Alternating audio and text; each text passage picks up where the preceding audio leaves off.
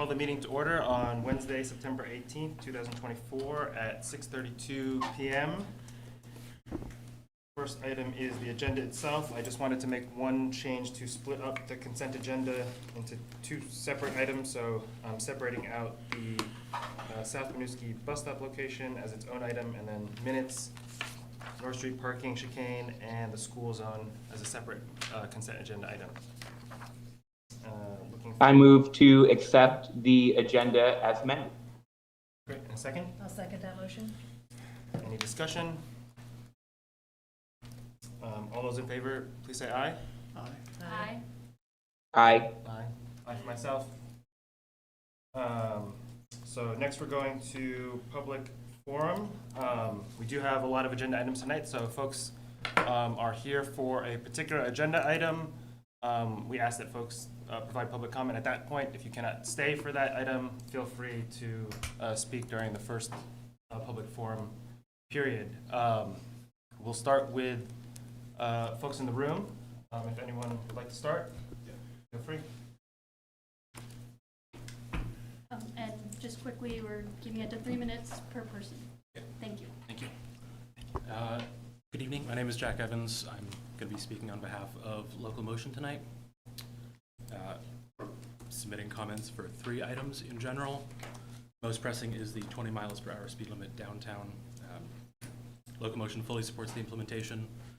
Been in city planning for over a decade, and it's time to finally act. We know that such a reduction could reduce crash rates with pedestrians by 28% and severe injuries or fatalities by 67%.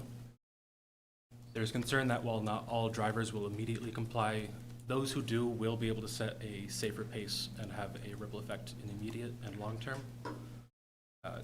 So Local Motion urges you to pass this motion tonight. Additionally, regarding the pilot project on North Ave and Plattsburg Avenue, we know that city councilors, members of this commission, and the Department of Public Works have received a number of comments expressing concern about this change. Local Motion is just requesting that we focus the conversation on changes that will protect pedestrian and bicyclist safety, prioritizing those who want to feel safe in their own neighborhood over those who want to keep driving fast through an already dangerous intersection. And then for the North Street chicanes also being mentioned tonight, Local Motion supports these changes. Slowing traffic here in front of the Sustainability Academy and reconfiguring parking will improve safety for children walking, biking, and rolling to and from school, as well as for those being picked up and dropped off in front of the Sustainability Academy. That's all I got. I can yield my time, so thank you. Thank you. Thank you. Anybody else in the room here for public comment?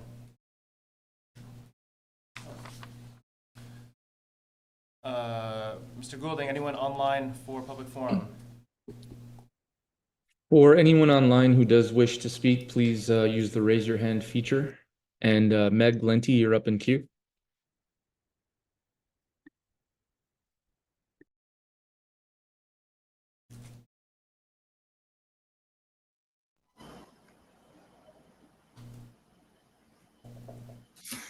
Hi, my name is Meg Lenti, and I'm speaking in favor of the proposed changes to traffic on North Street in front of Sustainability Academy.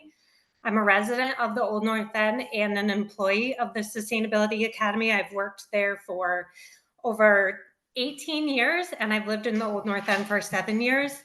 And I walk to school every day, and that crosswalk is super dangerous at the corner of Rose Street, and North Street, because the view is often blocked by trucks in the loading zone in the morning, traffic moving at a fast pace on North Street, cars coming off of Rose Street, LaFountain, and Murray.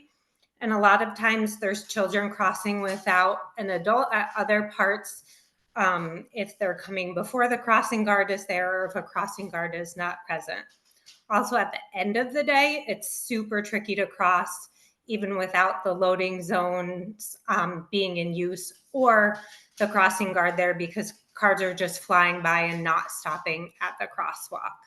So thank you so much for having this agenda item tonight. I am highly in favor of it. It's great to see that it's coming up all these years after people have been concerned about it. So thank you, and that's all I have to say. Anyone else online? Nina, you are up in queue. Hi, everyone. My name's Nina Ropesa. I'm the principal at the Sustainability Academy in Burlington, and I'm speaking in that role and also as a Burlingtonian and a mom to a toddler who's here. I wanted to echo our support and gratitude for the item on the consent agenda tonight to change the parking location and other safety features to move more parking in front of our school. I've spoken with our faculty, I've spoken with our parents, I've spoken with our families and our students, and there's a lot of excitement about making that a safer intersection, as you just heard from Meg, one of our Sustainability Academy community members. We are very excited about this change to make it a more safe and accessible for families to come to school and to walk to school, which is a much more sustainable, environmentally friendly way to travel. So I'll keep it brief, but mostly just wanted to say thank you, and we're excited to have this change for our community. Great, thank you. For any members of the public who just joined us online, please use the raise your hand feature on Zoom if you wish to speak during this public comment. And Chair, at this time, there's no one left in queue. Great. Anyone else here? Yeah, go ahead. And if after you speak, if you can sign in there, just so we have record, that would be great. Awesome. Hi, good evening. My name's Erin Malone. I'm a resident of Ward 2. I live on Hyde Street, and I am here to talk about, just thank you all for the item on the consent agenda regarding the change of direction of parking in front of the block in which the Sustainability Academy is located. I'm the mother of a second grader at the Sustainability Academy, and we walk to school almost every day.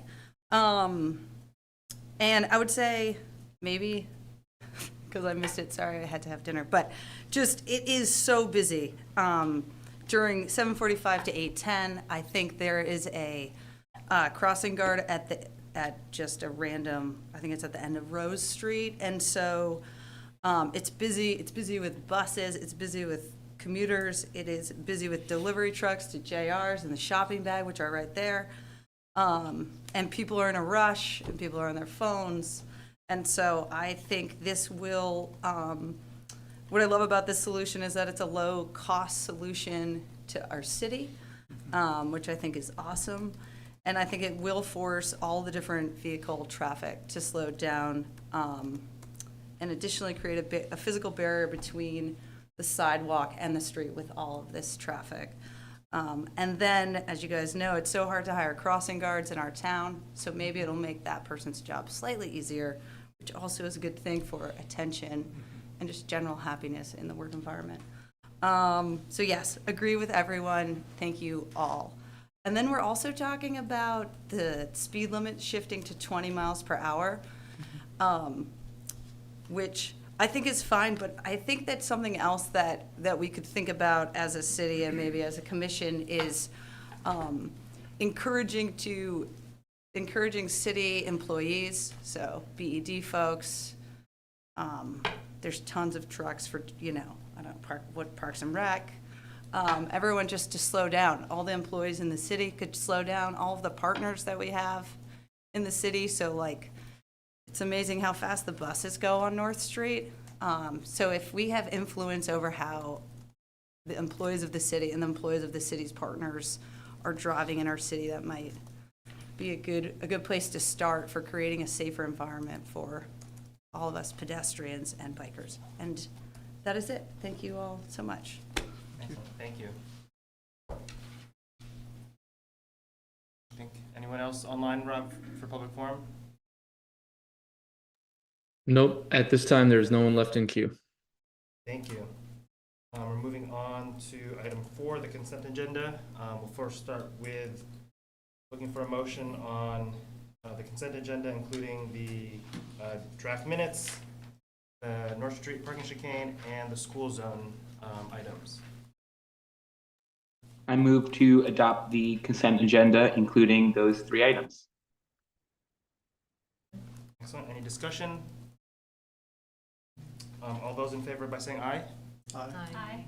Aye for myself. I think that requires a second, or maybe I just misheard. Commissioner O'Neill Vivanco provided the second. Oh, I'm sorry.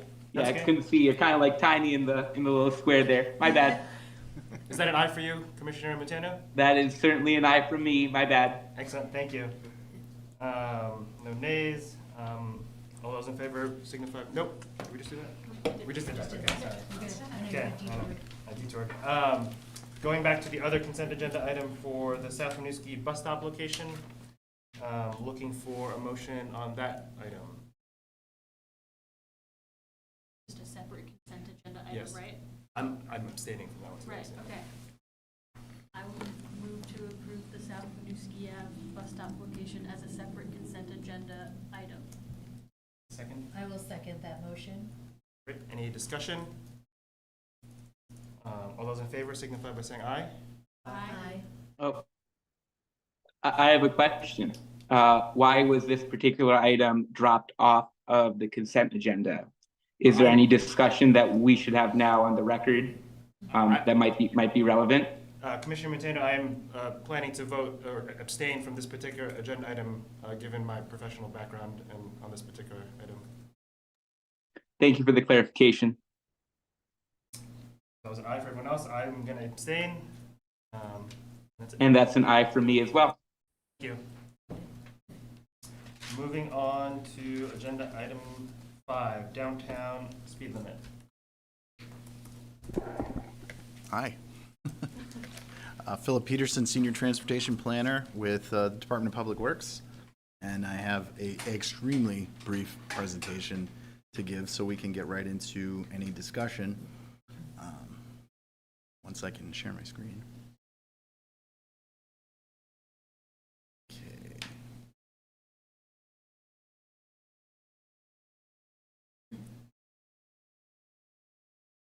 Okay.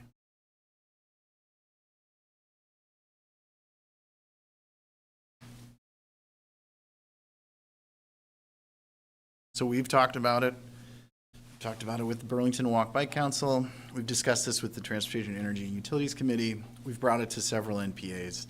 I haven't really received any negative feedback in terms of taking the speed limit in the designated downtown district and dropping it from 25 to 20. As a matter of fact, we've had to discuss why we can't go lower than 20, which we've all discussed. There are design limitations and there's a marginal benefit. Here's the proposal. No motor vehicle shall be operated at a rate of a speed greater than 20 miles per hour. And the language is based on language from the city attorney's office, but it basically is within the designated downtown district. That's the proposal.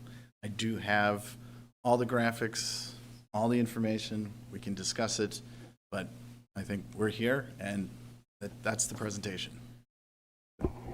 Thank you, Philip. This was exceptionally brief, but obviously building off of the thorough presentation you did, I think it was the previous month.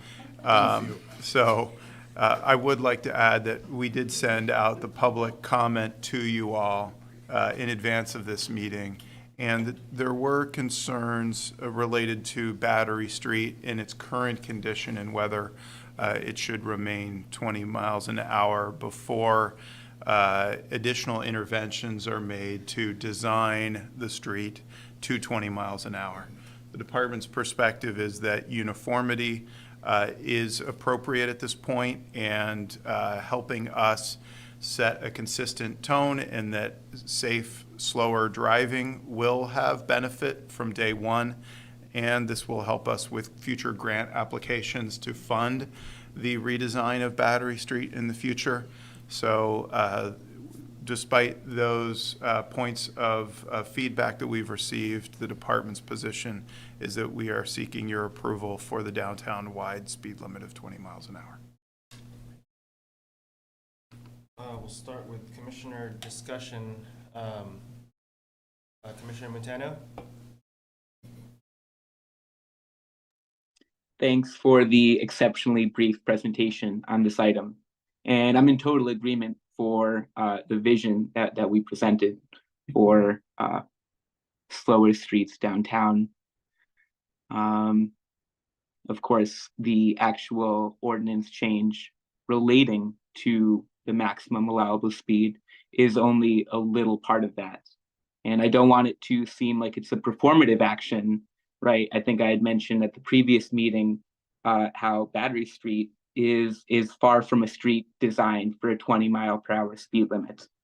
And the signs really showing 20 might look a little weird to some people. So I'm just encouraging the department to really hold fast to this vision and really bring those projects to the next stages as quickly as possible. But I'm in total agreement with this ordinance change. Obviously, there's some things that are far beyond the purview of the department, such as enforcement of this new speed limit. But one item related to Public Works is the actual signage that would be available to announce this new speed limit. So how many signs are currently in this area, and will they all be replaced is the first part of my question. And the second, after we do pass this particular ordinance change and it goes through the necessary waiting period, how will we communicate to city residents that this change is enforced? So that's the second part. And I think it's awesome that we're getting coverage on the network news about this. I saw one particular story, and I think that's exactly the kind of outreach that we need. This is really only one small part of a much larger vision of getting downtown to really be safe for everyone, no matter what mode they're using. I'd like to address, I love that you brought up Battery Street. I mean, it's important to note that we are in the process of the Battery Street redesign and reconstruction. It's going to take a very long time. It will be a very expensive project, but we are committed to the work and we are proceeding. And we're almost finished with the initial stages of preferred concept. As far as enforcement goes, we can't really comment on that. And as you also know, it's the design of the street that can really dictate the speed of the street, the feel of the street. What about signage? Great question. Is that due to be replaced just as this comes into effect? And is that also going to be uniform throughout? We were talking about that today. I think what we've kind of started to settle on is a gateway approach. At the key intersections, we don't want a proliferation of signs everywhere, but maybe a more of a gateway approach. As far as outreach to residents go, Chapin can probably speak to that. We'll continue methods such as getting out updates on Front Porch Forum, social media, offering interview opportunities for the media. This will be an effort that we are prepared to work on education, and at the same time, we're going to continue advancing the redesign of our streets. Great Streets Main Street is under construction. Great Streets Bank and Cherry will be under construction in the next couple of years, and Battery Street will be advancing as well. So the goal here is to create streets that are designed for the posted speed limit, and we will get there. We have been rolling this out to all the NPAs this month. So we are communicating directly with residents, not just through the commission or city council or other larger meetings, but going to neighborhoods, going to people's NPAs and talking about these changes with neighborhoods. Thank you. That sounds like all the right stuff. I have no hesitation voting in favor of enacting this ordinance change. Excellent. Thank you. Let's go to Commissioner Sears. Thank you for your presentation. I think I had a similar question, just really about the timeline of the Battery Street redesign. just to lock in the 20 miles per hour? Yes, I wish I had a timeline for you. It's probably going to be 2028, it would be my guess. If not, yeah, that'd be my guess. If I had to guess. Okay. Well, that's true. Yeah, Chapin just brought up a good point. Julie and I had worked on some designs to put in some pilot projects and some interim solutions along Battery Street. But all that costs money. I mean, it's not going to be free to do those things. We've looked at the possibility of a demonstration grant through Safe Streets for All. All those things are possible, and we will look at all angles to getting something on the street to increase traffic calming. Yeah. Great, thank you. Commissioner Davis? Thanks. So, yeah, I think this is a great idea, and we covered your presentation last time. Right. In full detail. The main question I had is just, Director Chapin, you mentioned that grant applications were somehow improved by the 20-mile-per-hour speed limit, and I didn't see that in the packet, so I was curious. And it might be in there, I just didn't see it. It's not. But to go to that, so if you're going to apply for certain federal grants, they go off of your regulations. So if you say, we're going to make this a 20-mile-per-hour street, federal government goes, well, you have a 25-mile-per-hour street. Why you can't do? So in order to say that we're going to have a 20-mile-per-hour street, apply for a grant that it's a 20-mile-per-hour street, it's got to be 20 miles per hour. Okay.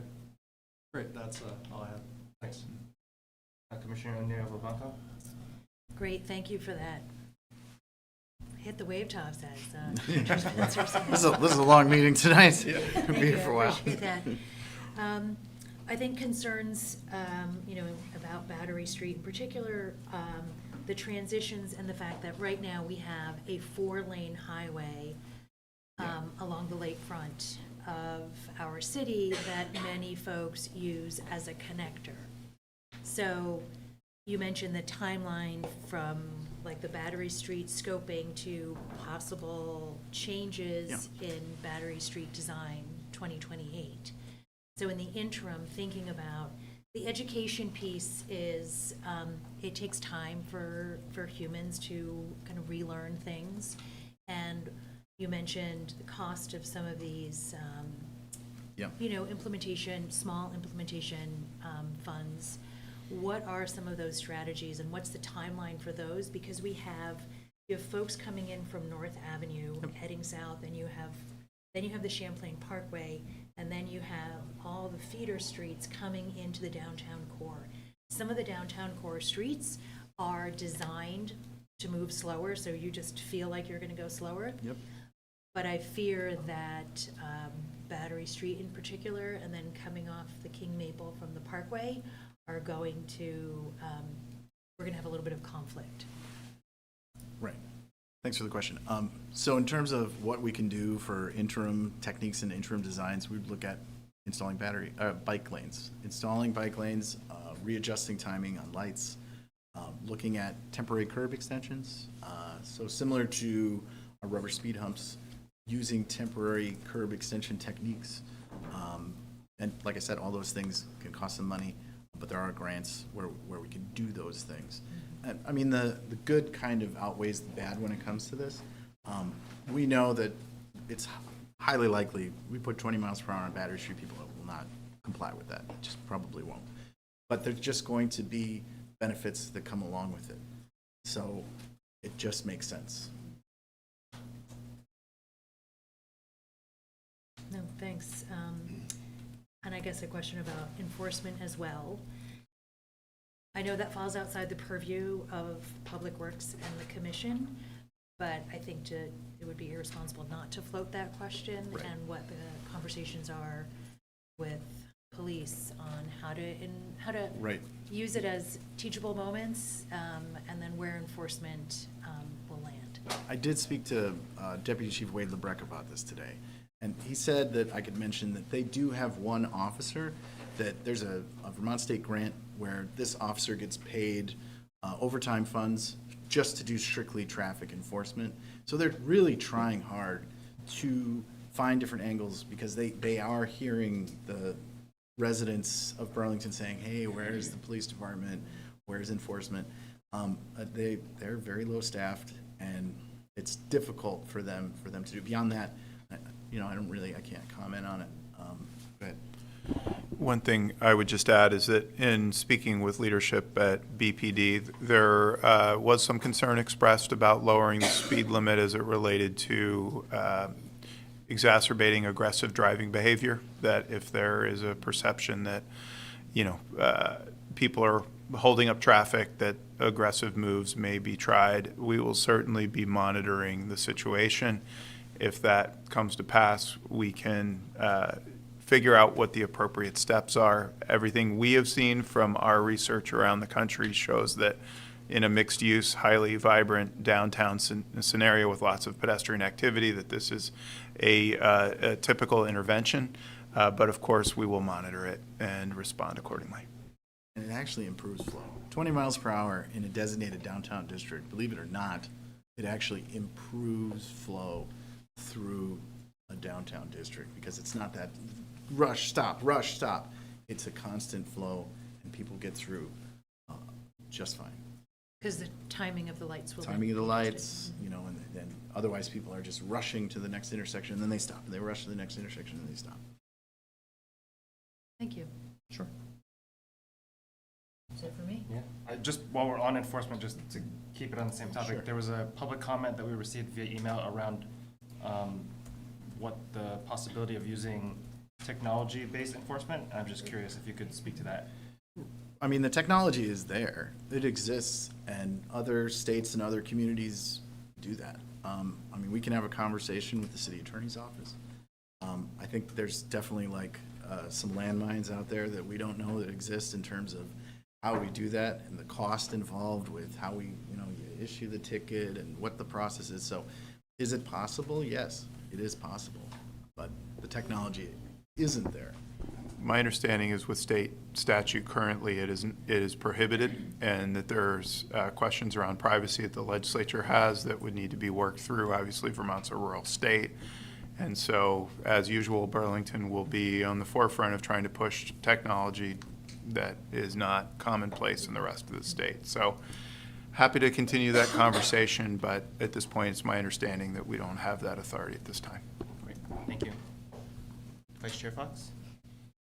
Well, my fellow commissioners asked all the questions I had, so I don't really have anything other than to say. I wasn't at the July meeting, so I didn't get the long presentation. And so when I saw all the headlines in the news, I was like, whoa, cool. I didn't realize this was happening. So I just want to say that I do feel like that outreach, this has been different, and it's been really good. Like the social media, the conventional media, all of it. I like to think of myself as pretty informed and following stuff, but it was everywhere for me. And so I have to imagine it reached a lot more people too.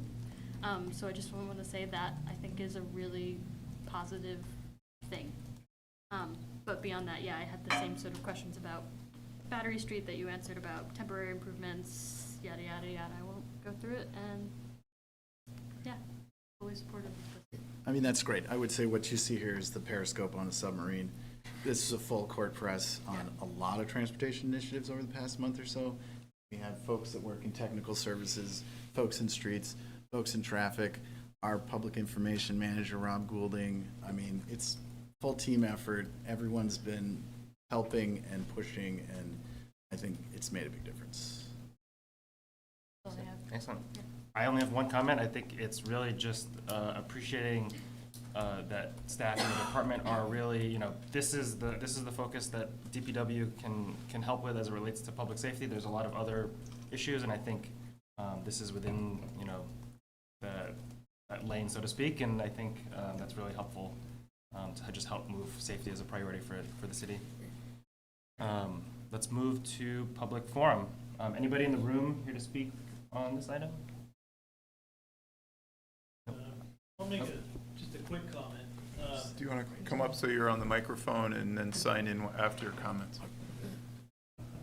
Hi, my name is Gordon Webb, and longtime resident of Burlington. Just in regards to slowing the speed limit, I understand the safety concerns, but it seems to me, for the convenience of the citizens who want to get from one end of town to the other, that we need a main artery where the traffic moves faster. And the large investments that have been made to the southern connector suggest that you ought to extend that. Maybe Battery Street could be one of those major arteries if it's properly designed. I just think when I was learning to drive back in the 1980s, it was possible to get it across town a lot faster than it is now, and it's an inconvenience to have to spend the extra time. Some people call it the time tax in Burlington, where the roads keep getting slower every year.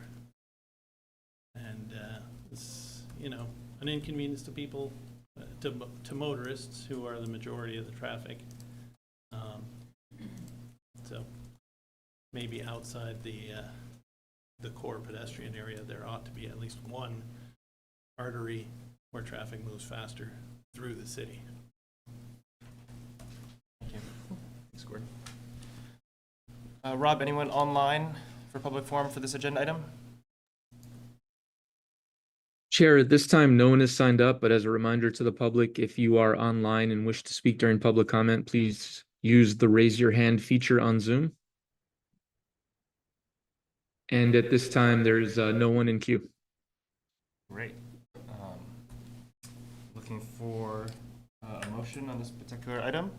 I'll make a motion to approve staff recommendation to reduce downtown speed limit to 20 miles per hour. Any seconds? I will second that motion.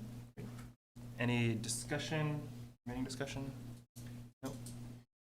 All those in favor signify by saying aye. Aye. Aye. Aye. Aye for myself. The item passes. Moving on to item 6, water resources, upcoming capital projects.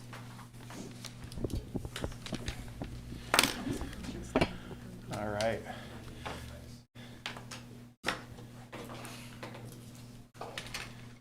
Go. So, yes, if we can promote Megan Moyer to panelist, great. Thank you, Rob. And I'll just kick off by saying this is a continuation of a conversation we had with the Commission about 6 months ago. This is a very pivotal moment here in Burlington's commitment to water quality. As you'll hear tonight, staff here has done a remarkable amount of background work to get us to where we are today. There's some hard conversations that we need to have about our aging wastewater plants and needed investment in water and stormwater as well. We've dedicated a lot of time here tonight so that we can give a thorough presentation and get robust feedback from you. This is not going to be the end of the engagement. Our interest here is to bring a vote, as you'll see right here, to Town Meeting Day 2025. Council's got to make that decision of what goes on the ballot by late January. So we have several months to discuss, refine, and hopefully get aligned with a path forward for these commitments. So I'm really pleased to have Division Director Megan Moyer here, along with Engineer Martin Lee, Engineering Manager Martin Lee, and we are here to spend some time with whatever it takes to get the Commission comfortable with a necessary renewal of Burlington's aged infrastructure. Thank you. Thanks. We try to keep time. My thing is acting funny. This presentation will not be as short as the last one. But it might be my shortest one ever. I worked really hard to try to condense it, so we'll see. Thanks very much, Chapin. Really appreciate the time. Really appreciate you letting us come when we still have a lot of things that are draft numbers, right? But we wanted to start the conversation because they're going to be big numbers no matter where we land as far as final numbers. And we think it's important that people start understanding what's coming, that we have conversations about why this is needed, and just get to it.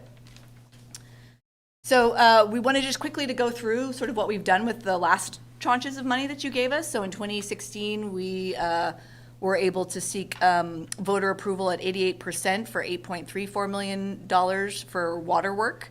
And with that money, we have, or we will have by the end of this year, completed approximately 9.3 miles of water main, either replacement or relining. Those are just examples on the right of what water mains look like before we help them out. That's natural tuberculation that forms inside, but it can cause constrictions. It's the reason when we sometimes flush that you see dirty water and whatnot. It's naturally forming sort of minerals and whatnot on the inside of the pipe, but that is removed as part of the lining process, which is the bottom photo. So super excited about all of that work. On the clean water side, which is water, wastewater, we have to date invested, once the Headworks project, which is out to bid right now, we will have invested approximately 24 million of the 30 million that we received voter approval for. Because we have, for those projects, received about 3.2 million in either grants or subsidies, we actually have more than 6 million left because it restores our bonding capacity. So true to our word, we've tried to go after sources of money that have loan subsidies or pollution control grants, as well as the ARPA funding that was made available. The remainder currently, that $8 or about $9 million currently is earmarked for the large CSO tank that's planned for the south end, as well as some heavily eroded stormwater outfalls. Though ultimately it will depend on what the bids come back as, and those are, I think, due beginning of October. So we'll know by October whether we actually have more money left or potentially, as is the case in many situations, less money. You can see that the largest chunk of the money is going to be spent on what we're calling stage 0, which is upgrading the headworks at all of the plants. But we've also completed upgrades at the Flynn pump station and Fletcher pump station. We've done combined sewer, green stormwater infrastructure work. The disinfection systems and the SCADA, the orange and the blue on the bottom, those were the projects we did right off the bat because those were the systems that failed in 2018. And then we have also spent a significant chunk of money relining and replacing sewer and storm mains. The total of sewer and storm main work that we have completed is about 8.5 miles throughout the city, largely through relining. There's been a little bit of replacement, but mostly relining. We've also, the other pictures are the rain gardens up on South Prospect that took care of sort of the last donut hole of the city that was contributing to the combined sewer system.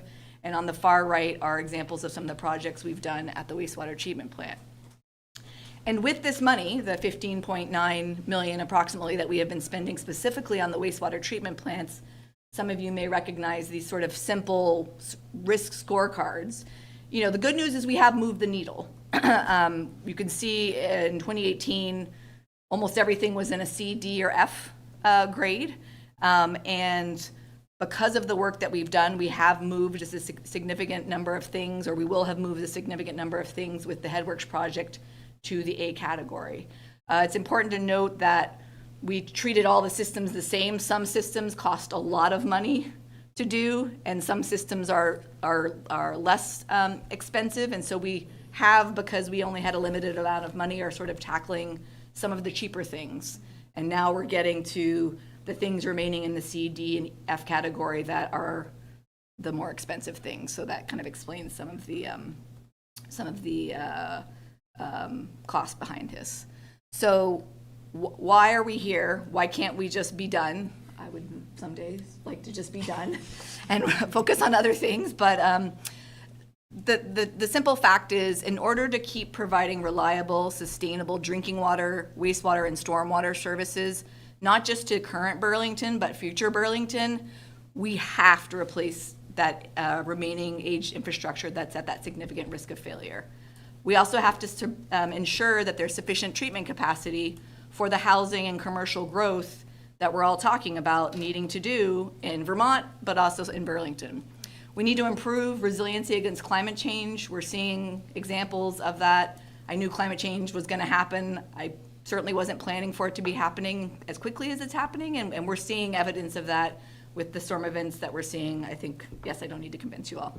And then lastly, we have, there's some systems that are really old, and we have some safety and code compliance issues that we really need to address to protect and also retain our workers.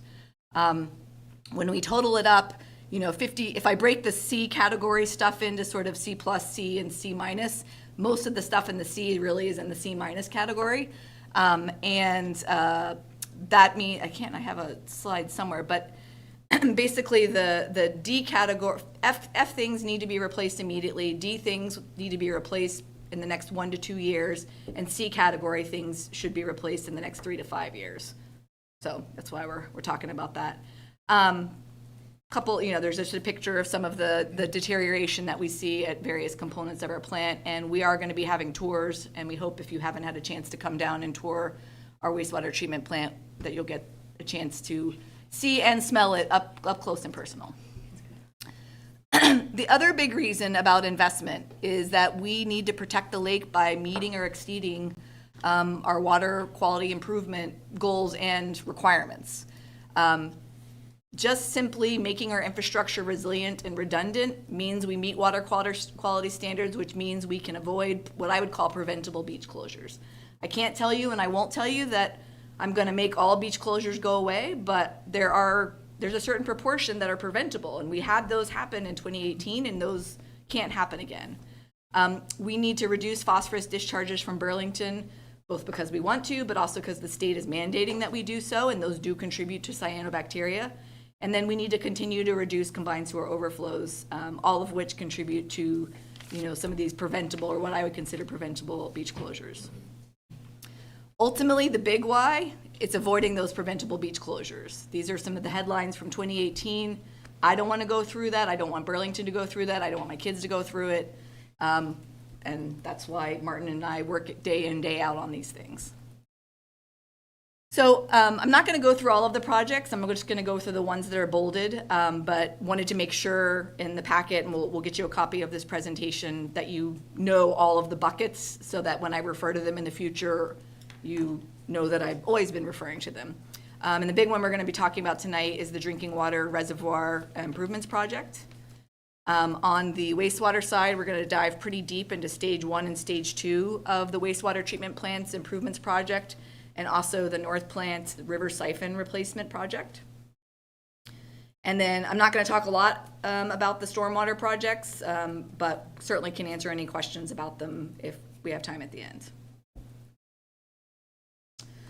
So in total, these are the scary numbers. These are the rough ranges that we're talking about. So in drinking water, and it does depend on a couple of things that are still in motion in the drinking water realm, other than doing final design and kind of refining engineering numbers. A big piece of that range is going to be determining whether or not, when the city's doing other transportation projects, if the funding sources for those transportation projects are going to tackle the infrastructure that's underneath. We always try to advocate for that. Sometimes that conversation goes well. Sometimes the funding people say, nope, you got to pay for it on your own. And we want to make sure that if they're not going to pay for it, that we have enough money that we can do that coordinated investment, because we think it saves everybody money in the long term. So that's kind of across the board. You have that impact. So in drinking water, the range is looking at 16 to 24 million. In wastewater, the number is staggering. It is, we're looking at 180 to 220 million bucks. We are still in final due diligence on wastewater treatment plant costs. And another about, I think, 15 million in that number is for the river siphon. We're very hopeful that FEMA will cover the entirety of that cost. But similarly, we want to make sure that we're including it in this early conversation in case it turns out that they can't cover it, won't cover it, government won't cover it type thing. And on the stormwater side, we do still have substantial work to do in the $12 to $20 million range. A big part of that is figuring out the final size of the combined sewer overflow tank that is planned underneath Callahan Park. So why now? Why can't we just push this up just a little bit more? Because we're all experiencing a lot of pressures. Frankly, the likelihood of failure for certain critical assets, it's just too high for me or Martin to tell you that we can wait. We don't think we can wait. Even if we get a bond vote, it's going to still take multiple years to build the thing. And so the time for the conversation really is now. We've had conversations about, can we push it out one more year? And it's no, is the frank answer. Their assets are well beyond their useful life.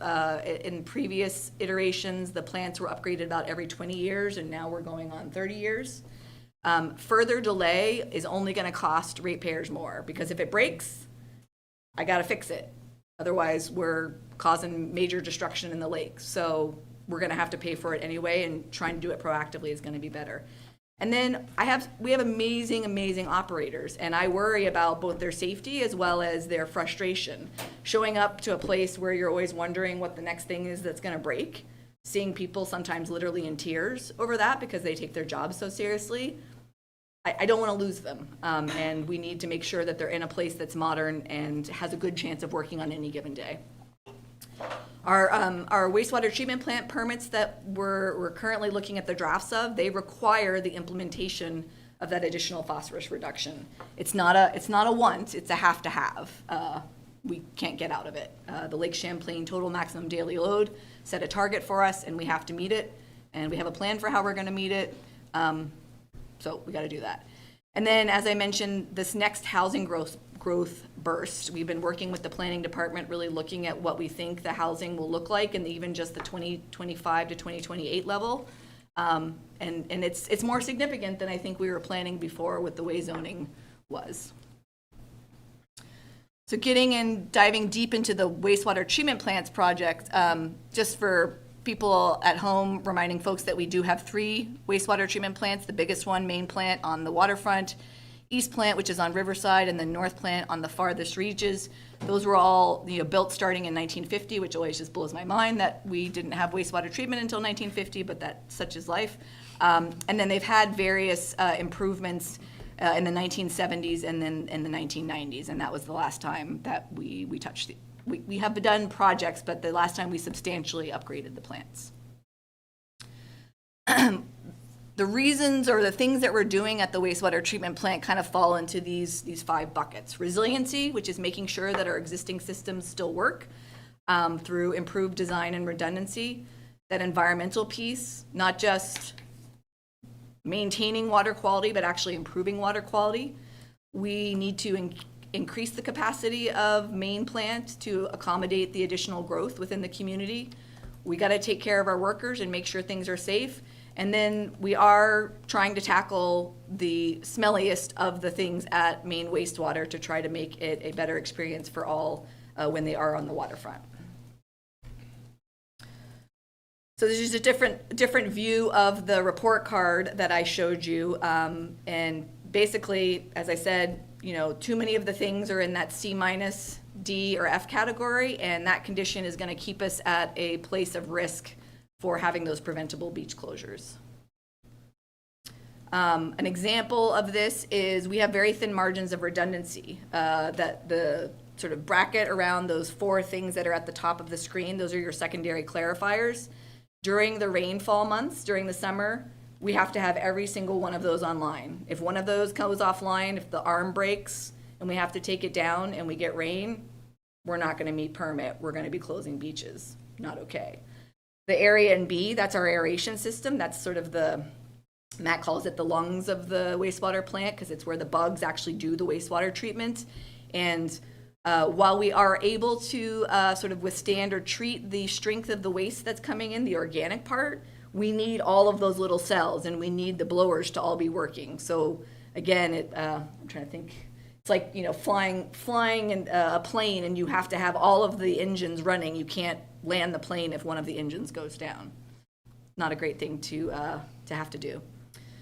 On that phosphorus side, under our current treatment protocols, we are discharging approximately on average, 7,800 pounds of phosphorus a year. With the Vermont Lake mandate, we need to bring that down to about 6,800. And the good news is that with tertiary treatment, I think we've spoken to some of you before, we did a whole pilot where we looked at different technologies, and we were able to select a technology that was robust and could consistently get phosphorus down to sort of the limits of technology, down to 0.1 milligrams per liter. And with that, and particularly by consolidating East Plant to Main Plant, we're able to bring what we would be discharging down even beyond what the mandate is. So somebody might say, well, let's not do too much. Let's just do what we need to do. But we have to do that because of the influence of wet weather in our system, and particularly with climate change. We need that buffer because we're trying to hit an annual average, but we could have a year where we have a lot of rain and our number could go up. And the system isn't going to be tackling the wet weather part. It's just going to be focusing on the dry weather part.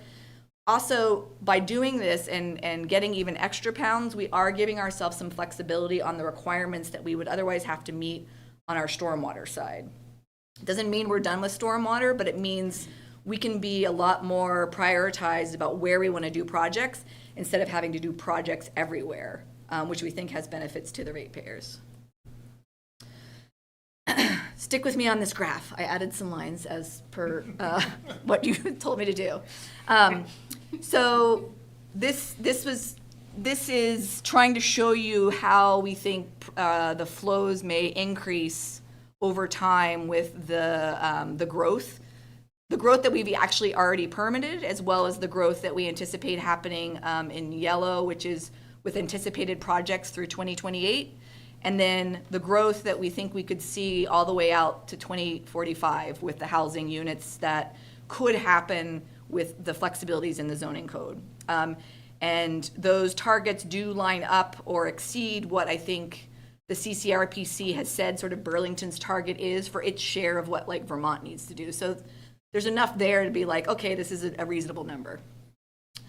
But basically what happens, so our current permit limit is here at red, 5.3 MGD, million gallons a day. Which you would say, oh, well, we're fine. We're not close to that, right? The challenge is that the state, when things start getting to the 80% mark, the responsible thing is to be like, oh, maybe we need more capacity. And so as you get closer to that 80% mark and certainly over it, and it gets a little bit more complicated, it has to be 90 days of being over the 80%, but we're looking sort of on average. But as you get over that 80%, if we weren't already planning to build a new plant, they would be telling us you need to start planning. And once you're over it, it kind of, things get a little less certain. If we were over the 80%, say in 2028, and nothing happens, we don't have any permit violations, we probably could still be okay, except some more growth.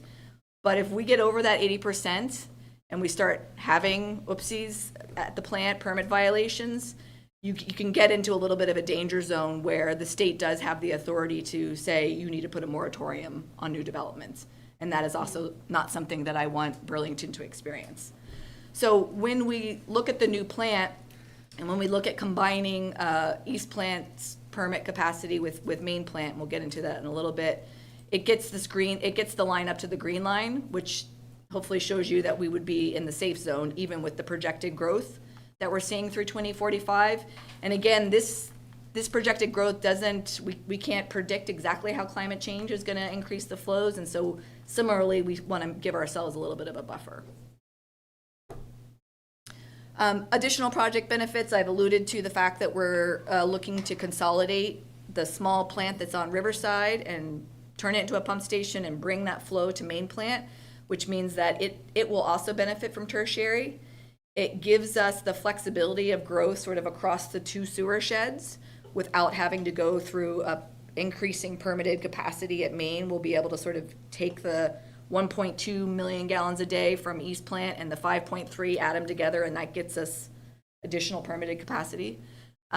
We're tackling those engineered safety improvements, specifically a lot of ventilation, so worker air quality improvements, as well as electrical safety and modern code compliance. And then the odor reduction. The odor reduction would primarily come from covering the primary clarifiers, which are some of the stinkiest. It's probably not as stinky as the sludge storage, but it's when you ride your bike by the plant and you smell things, it's usually those things that are really, really, really smelly and sort of like rank. The other stuff, once you get used to it, kind of smells sweet. Yeah, we tried to keep the dewatering covered as well. Yes, so, I mean, we think it smells sweet. We think about these projects in two stages. They would be separated slightly in time. Because they're very intertwined though, our intention is to ask for the entirety of stage 1 and stage 2. Stage 1 is basically dealing with main plant's critical infrastructure and the tertiary treatment, putting in that filter for phosphorus, as well as the expanded capacity, and then also tackling critical infrastructure issues at North Plant. Stage 2 is going to East Plant, turning it into a pump station, and then building the pipe that goes all the way from East Plant to Main Plant. We're currently evaluating, I think we're down to 2 possible pathways, and that's some of the additional work that we still have to do is figure out which one's better. Could one, maybe if there's one way for one to fix any other issues in the city, like if we can tackle a couple of things at the same time by picking our right pathway, then we're gonna try to do that. Not sure if we're gonna be able to. We're in the final weeks of sort of scope and cost due diligence. Those are due in October. And it's important to note that the costs above do not include stage 3, which is pushed out. But there are still remaining items at Main and North Plant, things that we think can wait a little bit longer, but not forever. On the long-term siphon resiliency, the current alternative that we think is the best to pursue for climate resiliency is to not have pipes that cross the Winooski River. I don't know what y'all think about that, but seems like a good idea to me. And the only way to do that, though, and to safely convey that flow would be to build a pump station. So if anybody drove by the temporary pump station that we amazingly built in like 2 weeks, which still just like blows my mind that we have such amazing engineers who could do that. So we would be putting a permanent pump station in that location and then running, not an above ground, it wouldn't be above ground this time, it would be below ground force main to get the flow all the way to North Plant. The cost of that is about 13 to 15 million bucks. And hopefully everybody, fingers crossed, holding thumbs, whatever you'd like to do. FEMA still seems like they're playing ball and like they're gonna cover it. But if they don't, you know, the community is gonna have to decide if we will want to pursue it on our own. Where is that temporary plant? The temporary, it would be right near the on-ramp to get onto 127, sort of, is it it's not, yeah, it's Yeah, Plattsburg. you're going down Plattsburg, it's like down the hill to the left. There's a convenient little grassy spot. So. Any initial questions about the wastewater, or do you want to come back to it at the end? I think let's do questions at the end. Okay. I think I'm doing okay. So moving on to drinking water, we were talking about wastewater. Now we're talking about the clean drinking water that we provide to the city. Does anybody know where this is? It's right at UVM on Yes. crossing Main Street. Yes. Every The day. cutest little building in at least that we have. I don't think any of our other buildings are this cute, but this is definitely the cutest one. So that little building, it used to be the gatehouse for the old reservoir, even before they started pumping it up to high elevated tanks. It's now where the pump station, there's a whole bunch of pumps that are in that gatehouse. And then we do have these 2 reservoirs. The first reservoir was originally built in 1867, and then it was expanded in 1888 to create the 2 reservoirs. The reservoirs were actually open reservoirs until the 1980s when we put the covers over them. And that building has been in place since 1867, and I believe it was put in service as a pump station and started pumping by 1880. But what does that do? Like, try to explain. Basically, the pump house and the pumps in it pump water from the reservoir up to the 2 elevated tanks, which hopefully you've now noticed are very shiny and beautiful. Can I tell you what watching that process go through? Don't ever complain about having to like paint your kid's bedroom. Yes. You see that? Yes. Well, both of those paint they had lead paint on them, and so they had to be completely covered and contained and I all of witnessed that. It was amazing. We also were delayed because there was a raven that was nesting on the little tank right when we were about to start it, and apparently ravens, once they have babies, Yep. you can't. They're Yeah, protected. you can't. So, yes. It was a thing this spring. But basically, so we pump water up to the elevated tanks, also out to this area. This is what we call the high service. So anybody who's roughly east of Willard Street is on the high service. And so they're being fed directly by the pumps or by the sort of potential energy of the water that's gone up into the tanks and then is pushing the water and giving anybody who's up high the necessary water pressure. We wouldn't be able to serve people, and we certainly wouldn't be able to serve the hospital if we were just trying to push it from the pump station that's at the water treatment plant that serves the rest of it. So cutting to the chase, those pumps and them working are required, like there is no other option right now for the hospital to get water. If we don't have those pumps, the hospital does not have water. That would not be a good day. As well as the rest of the blue area, which we are concerned about, but our primary concern is supply for the hospital. The reservoir itself, the 7 million gallons, is critical to providing sort of demand fluctuation management and emergency storage for the city. If something was to happen at the water treatment plant, the water in the reservoir gives us about 24 hours to figure it out, which, again, not the most fun, but better than having no time. The graph and report card looks somewhat similar. When we look at all the different components at the reservoir and the pump station on a fairly simplistic basis, we're seeing that about 65% of the systems there are at a grade of C or worse, with about 42 at D in the D or F category. And as I think you can draw the conclusion, this condition presents a great deal of risk for our ability to supply the high service, including the hospital. So we have been working on the project that would make that less risky, which would involve in building a new modern high service pump station building with equipment and piping. We would be replacing the roofs and doing spot repair to the concrete roof structures. One improvement we would be making is putting in mechanical mixers. The water does stratify in there because of where the pipe is, and it's better for water quality if we can kind of keep it mixing and not have old water sitting not stagnant, but older water sitting there where it's always the newest water that's going in and out. We would be doing some pipe relining. The pipes that are all involved with the reservoir are like original 1800s pipes and very, very important. We'd also be doing some security improvements. The not very nice looking retaining wall that's on Main Street would be improved. We would be doing some stormwater detention, and then we would be preserving that 1867 pump house. It's a historic, I think it's both a city landmark as well as a AWWA, American Water Works Association historic landmark, so we can't just do whatever we want with it. We are working with other partners in the city to look at potentially putting solar on the roof. It's such a large roof, it's a waste to not be doing something with it. But we do have to rehabilitate the roof. We're hoping to maybe negotiate something where they get to put solar on and maybe they give us money to go towards the cost of the roof type situation. But we don't know if that's all going to pan out. The rough cost right now for this project is about $8 to $10 million. So I can't tell you right now exactly what's going to happen to your water resources rates and your water bills, other than they will have to go up in order to pay for all of this.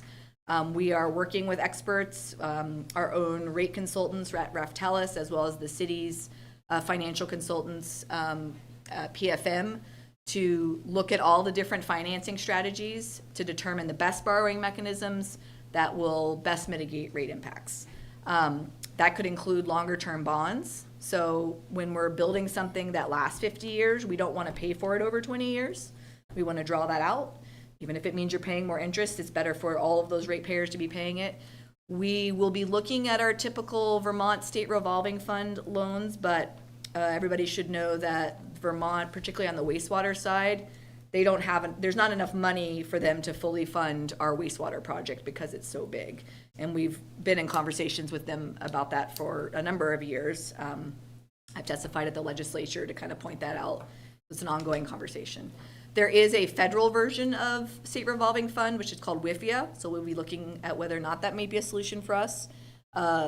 I think a fair amount of our money will have to come from just regular bond sales, just to give us enough flexibility and cash flow. And then we, as always, are always looking for grants and any other sources of funding to make this happen to mitigate rate impacts. We think that we should have some of those rate impact estimates by November. And then really importantly, we are working with the current administration on some additional affordability program and elements. Right now, our affordability program really is only targeted to people who are basically at the poverty or 185% of the poverty, the people who already qualify for SNAP and LIHEAP. We know that upper lower income and lower middle income folks and even middle income folks may have a hard time with the rates that we are going to have to project, and we want to figure out how to crack that nut. And we want to figure out also how to help renters. We don't currently have a mechanism to help renters because they don't often pay their water bill directly.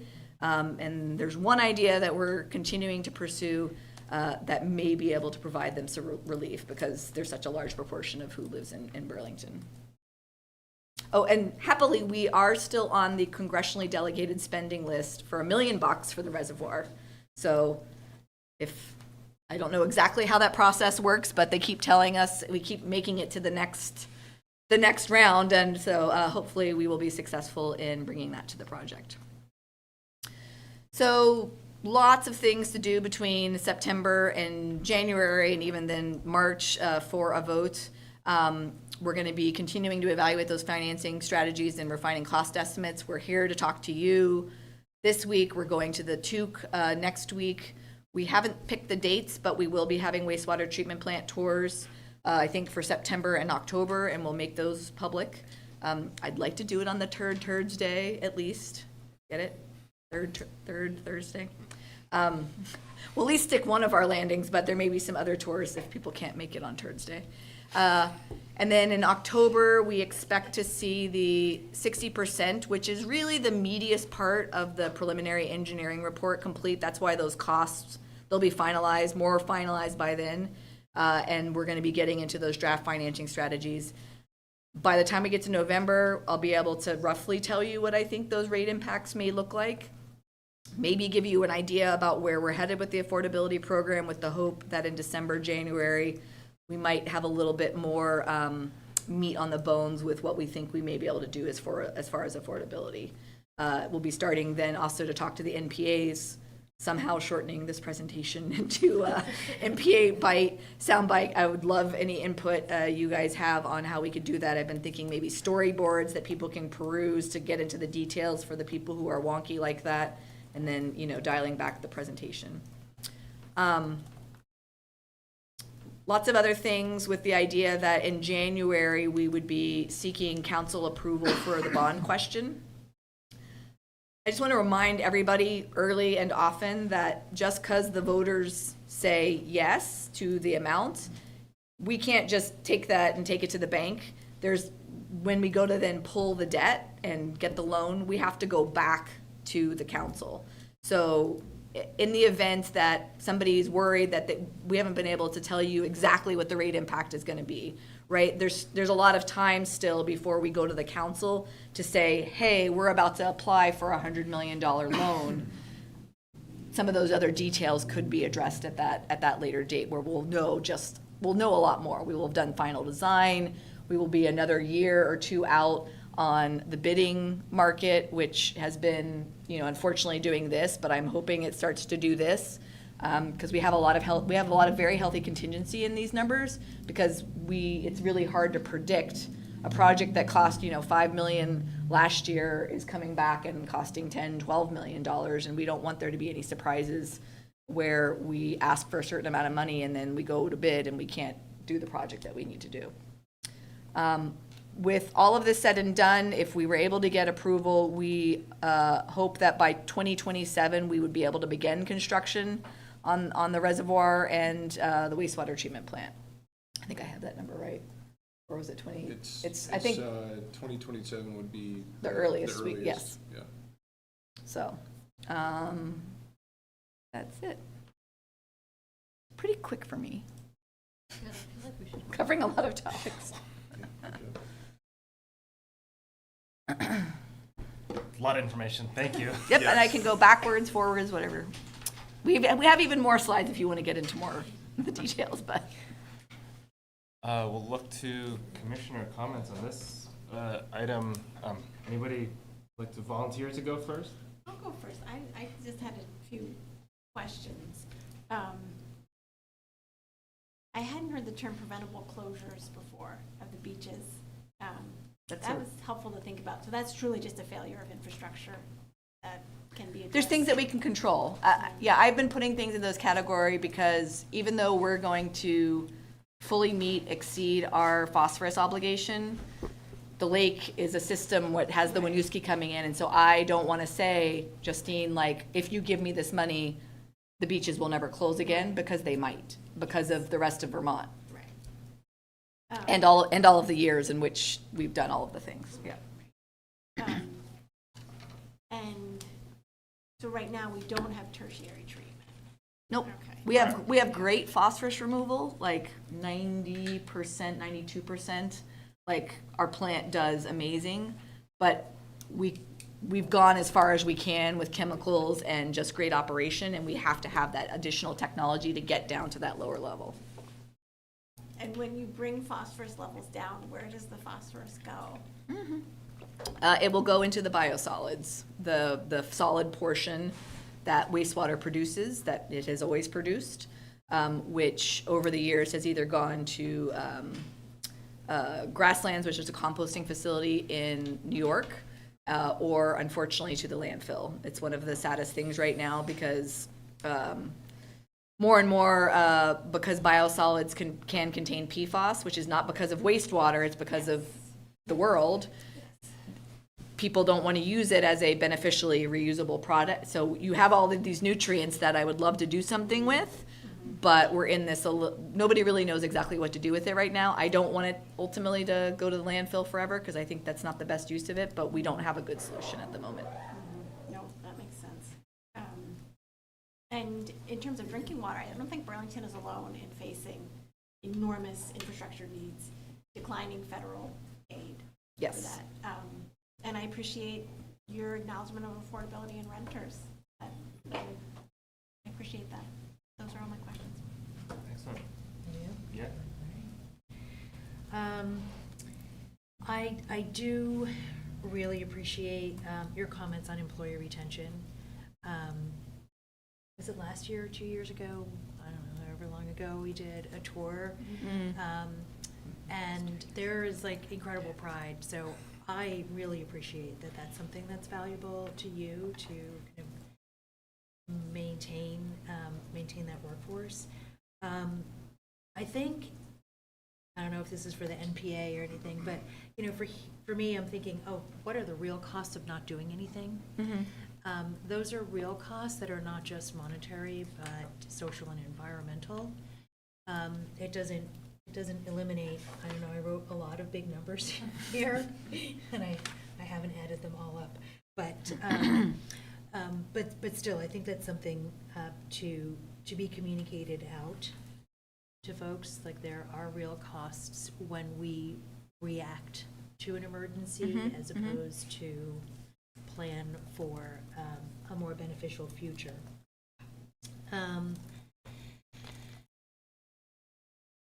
And I guess maybe thinking like, oh, just let's throw everything up in the air right now. Are the plans to improve all our systems? Are we looking at the best possible systems, or are we looking at improvements for the systems that we have? So, and is it too cost prohibitive to think of, well, all things being equal, let's scrap this plant because investing in a new plant will actually have longer term benefits? Or is that not even possible? You mean because, like, just building an entirely new plant somewhere else? Yeah, we've looked at that question a little bit. There's no place for it. That's part of it. I mean, the cost of a new plant is massively expensive as well. So there is a technical memo that we can pull out the pertinent information for, but it really came down to staying with the current location and refurbishing it and expanding the area, you know, going north essentially a little bit into the Perkins Pier area. Okay. Yeah, no, I don't need those details. I think just like as the thought exercise. We looked at it. We looked at newer technologies for like different aeration type tanks that potentially have a smaller footprint, but they're still too new. I think I forget what it's called, granular activated sludge. Yeah, like there are some newer things. So we definitely, as part of the planning process, looked at whether or not we could be switching treatment processes and whatnot. And it was kind of largely that where we came up or started thinking about the idea, or I should say picked up the idea that I think they looked at in the 1980s, 1990s about refurbishing East Plant. So instead of just staying on the path of continuing to keep it as a tiny wastewater plant, which has to be upgraded every 20 years, like, let's just get off that train and turn it into a pump station. Yeah, I guess I don't have really any more questions. I appreciate all this information. It's a lot. Yes. I think for kind of an NPA, felt like I needed to come up for air partway through, little seventh inning stretch. Or water.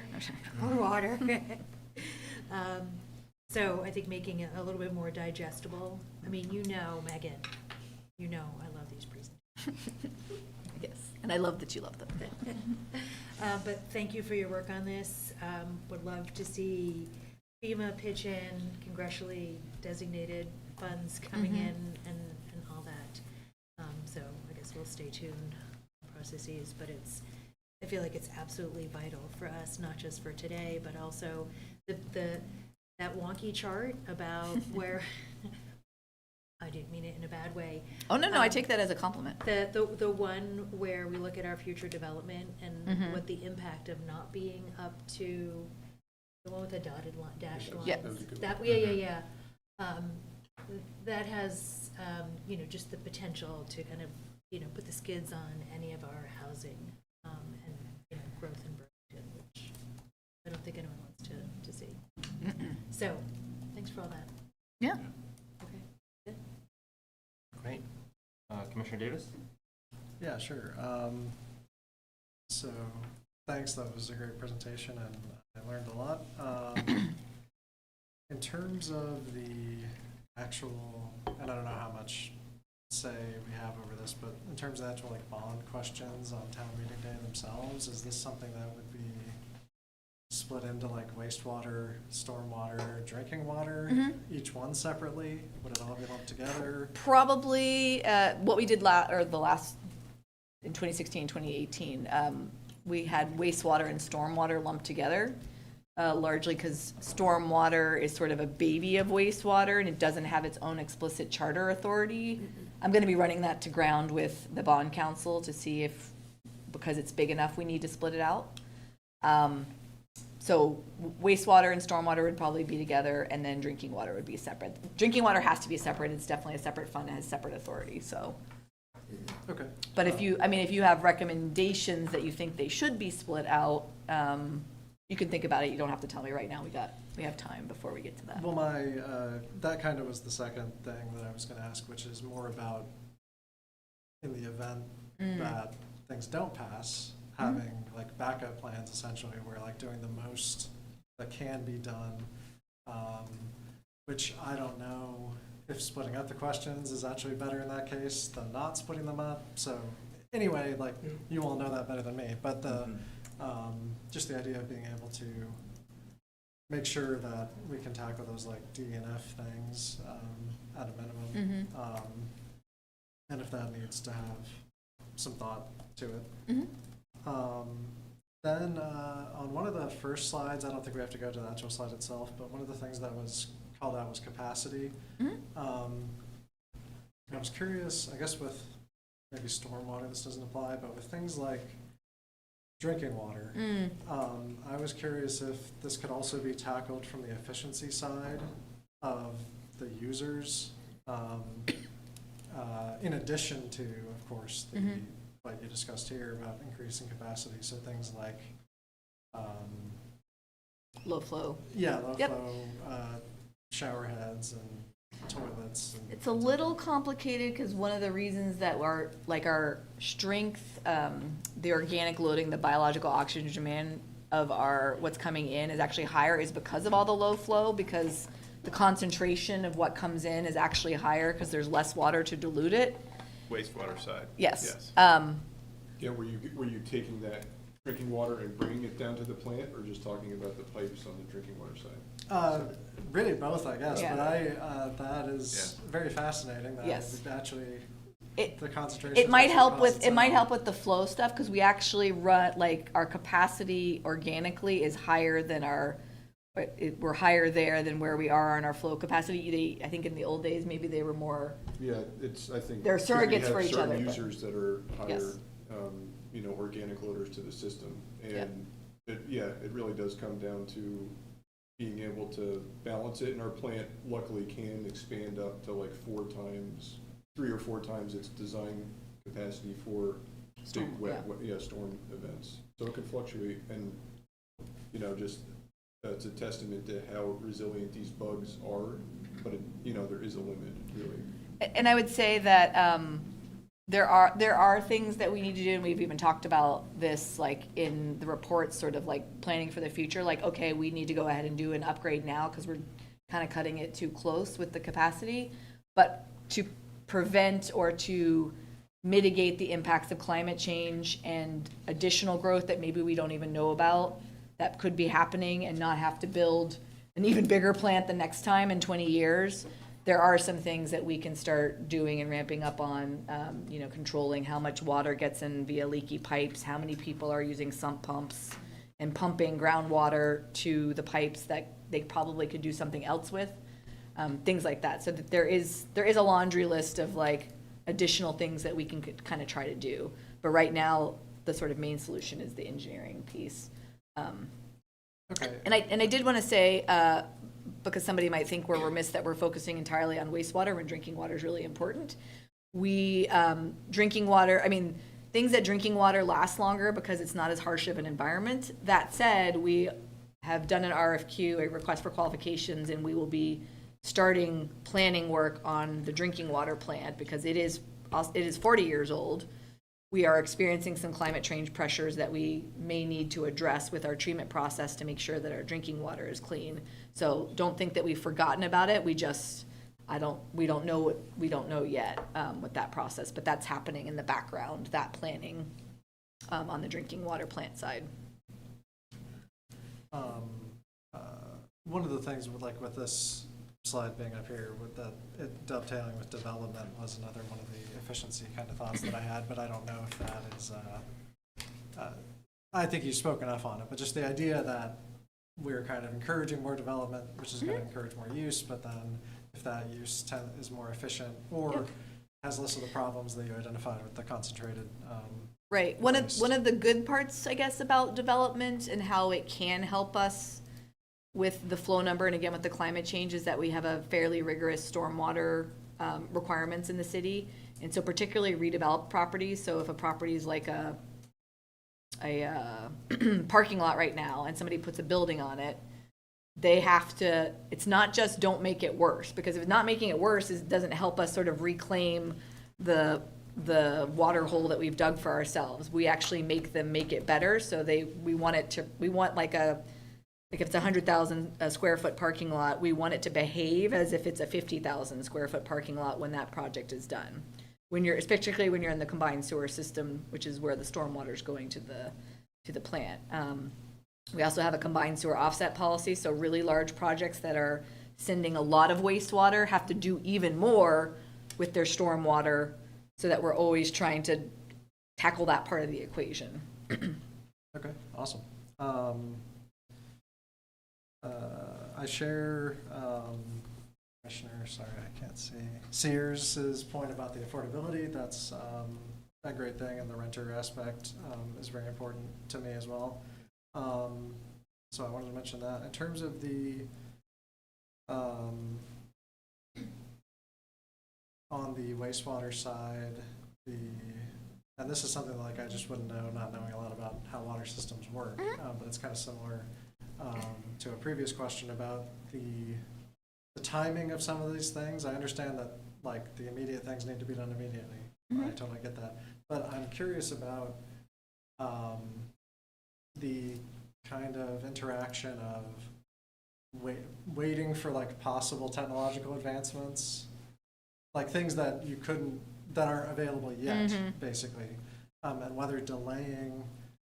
I know that that's a tough balancing act. So, but I was curious if there are things coming that you're aware of technologically that are coming that it might make sense to either wait for to have the option, or it might be the other case. You might say, nothing's going to be coming, so like we should really spend all of it now. Yeah, I think we look, as Megan mentioned, like the granular activated sludge is like a certain technology that's newer, and I don't think it would be quite like being a guinea pig to do it. And as you said, if we wait longer, then it'd become more tried and true.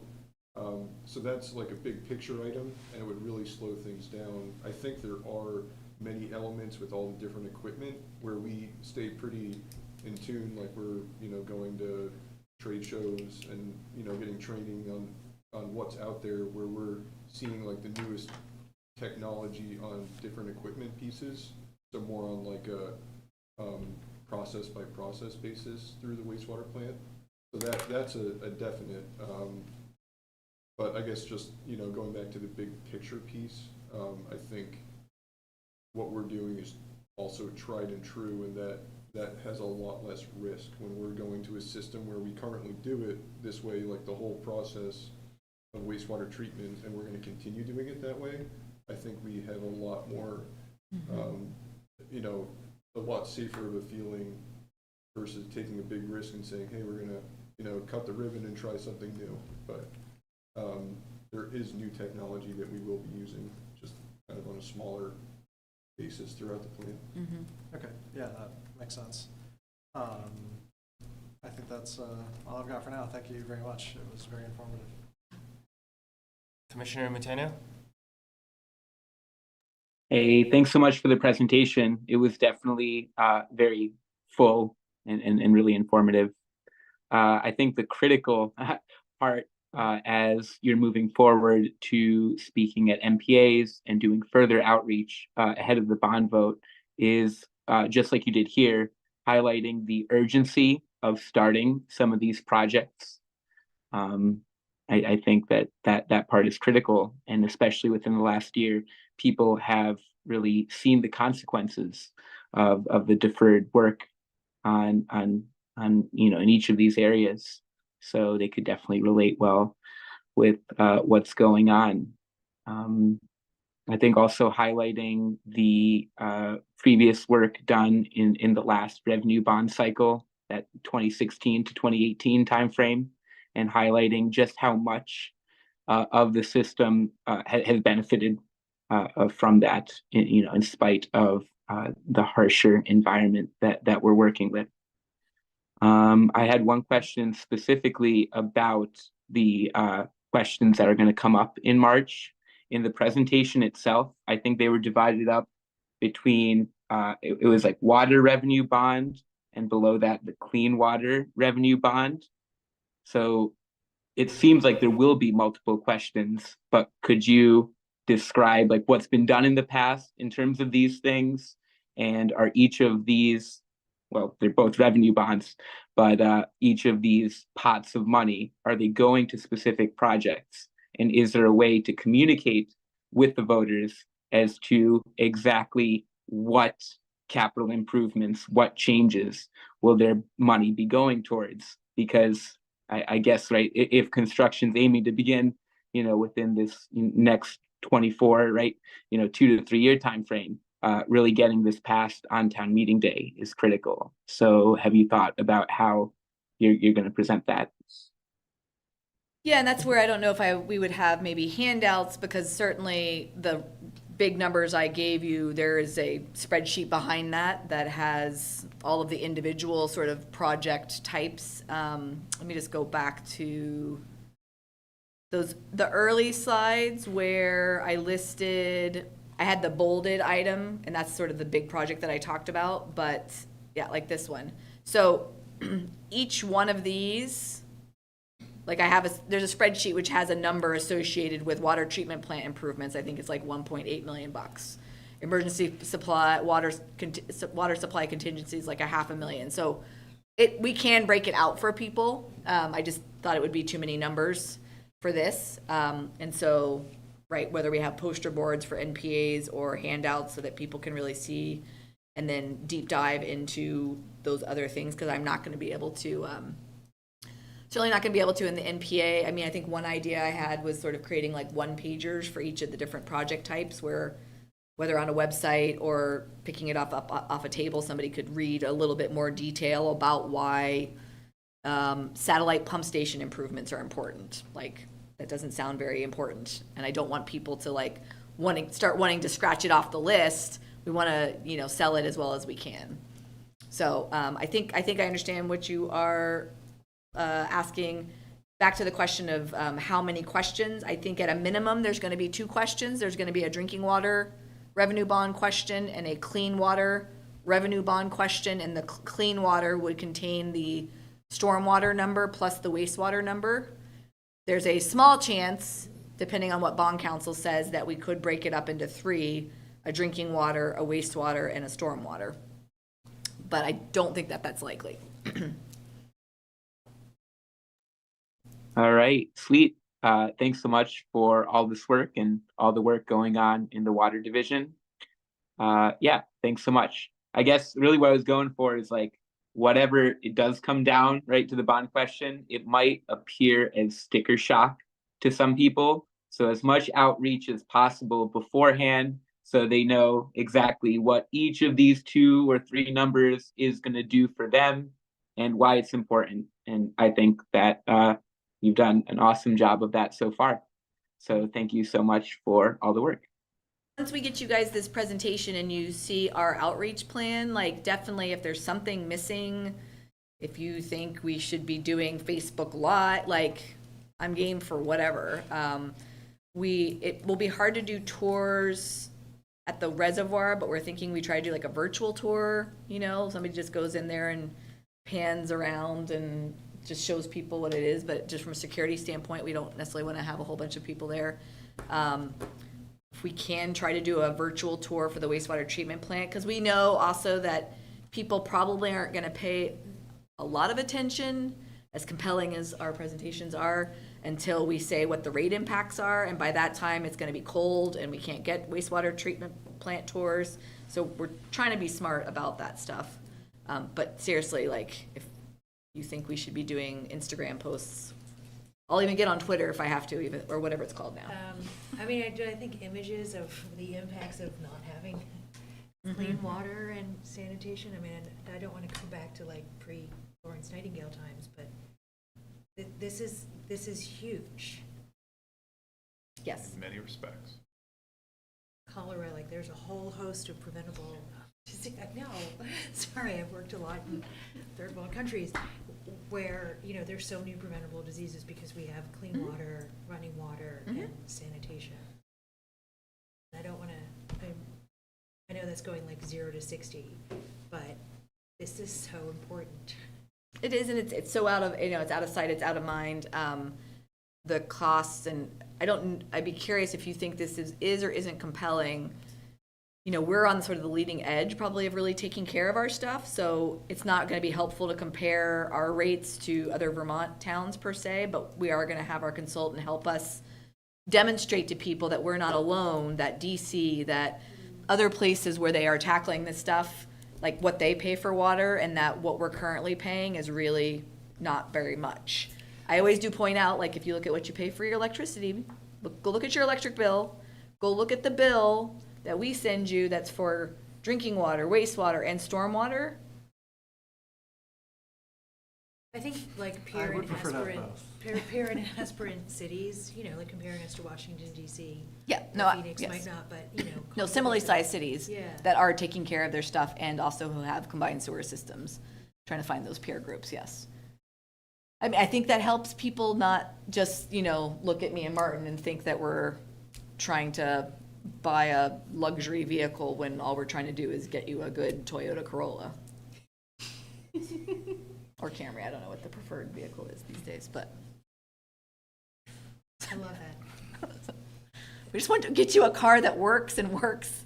Go to turn it on and it turns on every time, regardless of what's happening with the weather. Chair Fox? Okay, I want to speak to what I really appreciated about this presentation.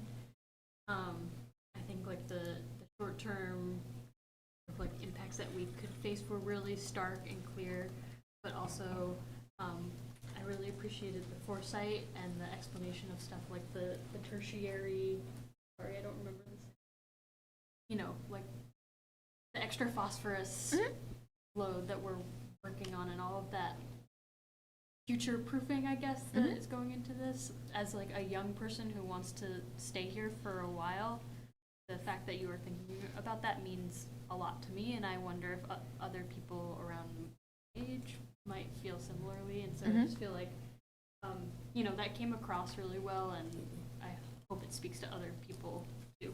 That's great. I guess some questions that I had, and this is maybe kind of random, but what is the current roof on the res? It's a membrane roof that's on like a concrete roof structure. Okay. And it's the membrane that needs to be replaced. Okay. With probably, I think, some spot repairs to the concrete. Okay. Yeah, I guess, yeah, that makes sense. I guess I was thinking like, okay, solar panels makes sense, but what about the water runoff of solar panels? But if it's membrane, it's running off anyway. It is running off, and we're hoping to do something with that water. Right now, it's just 3 acres of roof that is contributing stormwater, and we're hoping to put in some stormwater detention as part of it, because it is in the combined sewer system. I feel like that was my question. I didn't ask it, but you answered it. Oh, well, there you you know, like about stormwater. Yes. Okay, yeah, that was really it. Thank you. It was a really good presentation. Awesome, thank you. A few comments. I think the affordability piece is going to be key, and you know, on this timeline, I see maybe November is when some of that initial work is going to come out. I know there's a lot of competing priorities around sort of the list of everything, but I think given that 50-60% of Burlington is renters, there's all the other demographic pieces that you mentioned. If there's some way to sort of tease some initial pieces of that to those folks, I think that's going to be key to building the support to get the votes that you need in March for that bond. So I think really talking about that early and often is going to be, at the end of the day, you know, it's a few sentences on the actual ballot when folks are voting for that, and potentially that might be all that they read about the project. So I think somehow really pushing the outreach on that, I think, is going to be key. I'm curious, in the October, it comes back to the commission. I'm curious. Yes. Assuming that's this commission, I'm curious what items we'll be seeing next month as it relates to this. I think we're hoping, it will depend on the timing of it as to whether or not we have gotten if there's any updates to the costs. You know, as much as I can, even it might be a short session where it's like, hey, yay, guess what? We've sliced 20 million off of it. Because the numbers we are presenting, you know, should be encompassing of anything that will happen. Put enough contingency in there. So my deep hope is that they are going to shrink as we get to October, November, and whatnot. And you know, it'd be also more for, as you guys have marinated in this and probably talked to people, I want to hear your feedback on what people are worried about and how we can start to address that before we get to the NPAs. So it'd probably be more of like a conversation than a presentation. Okay, yeah, I think that'd be great. I think if October really is around the sort of outreach piece, how are we making it relatable for folks to understand? I mean, we could have, you know, if people know it's on and we have published the presentation, maybe people will come to public forum and give us that first round of hard questions that we haven't anticipated.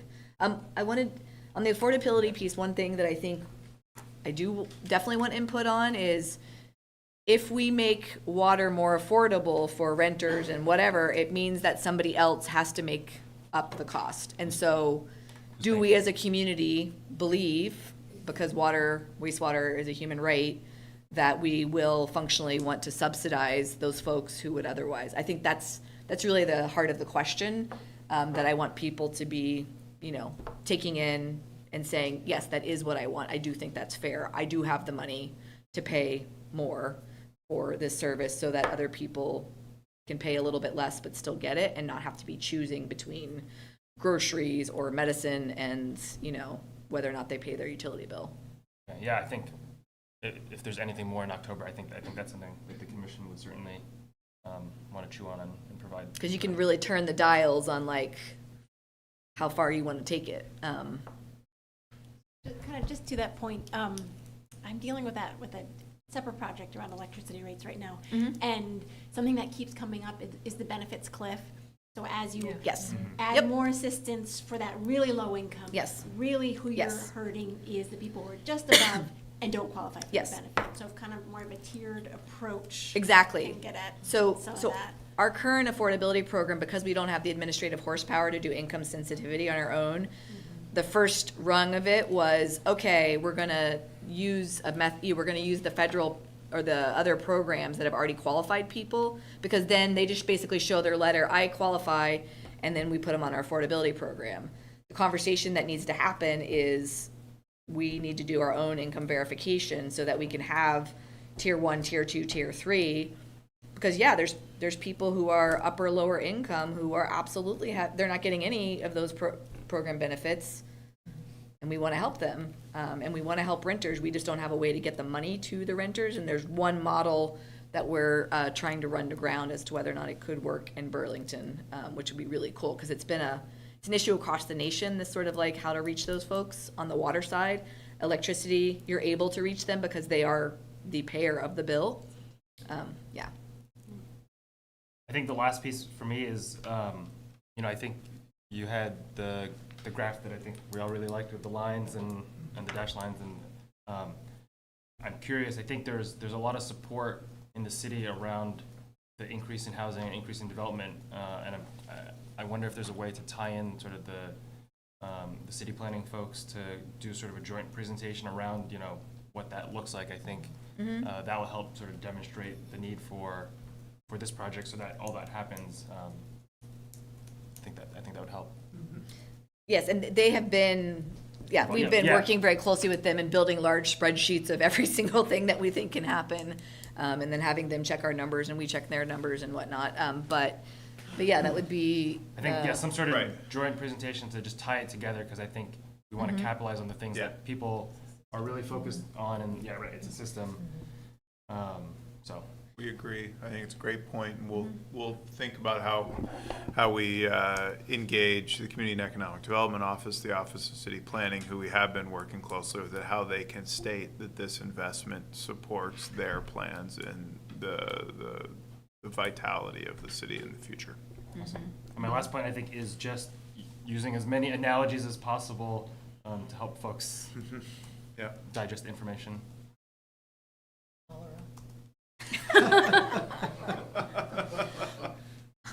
I'm going to have to send you some pages from like the 1800s, the city reports. Reports. And there's actually a history talk, if you haven't seen it, that I did like right when I took over, which was a great way to just learn about the history.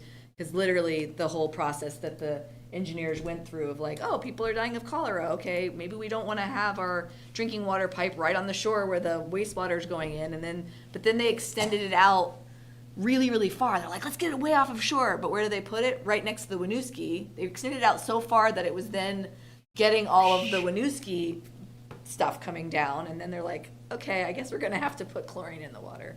It was just very interesting, like watching them clearly make these decisions that we now take for granted. But somebody had to like literally figure that out and then come to the water commissioners and argue that we needed to spend X, probably $10,000 back then to do this weird thing and add chemical to the water, but then nobody died afterwards. Like, whew.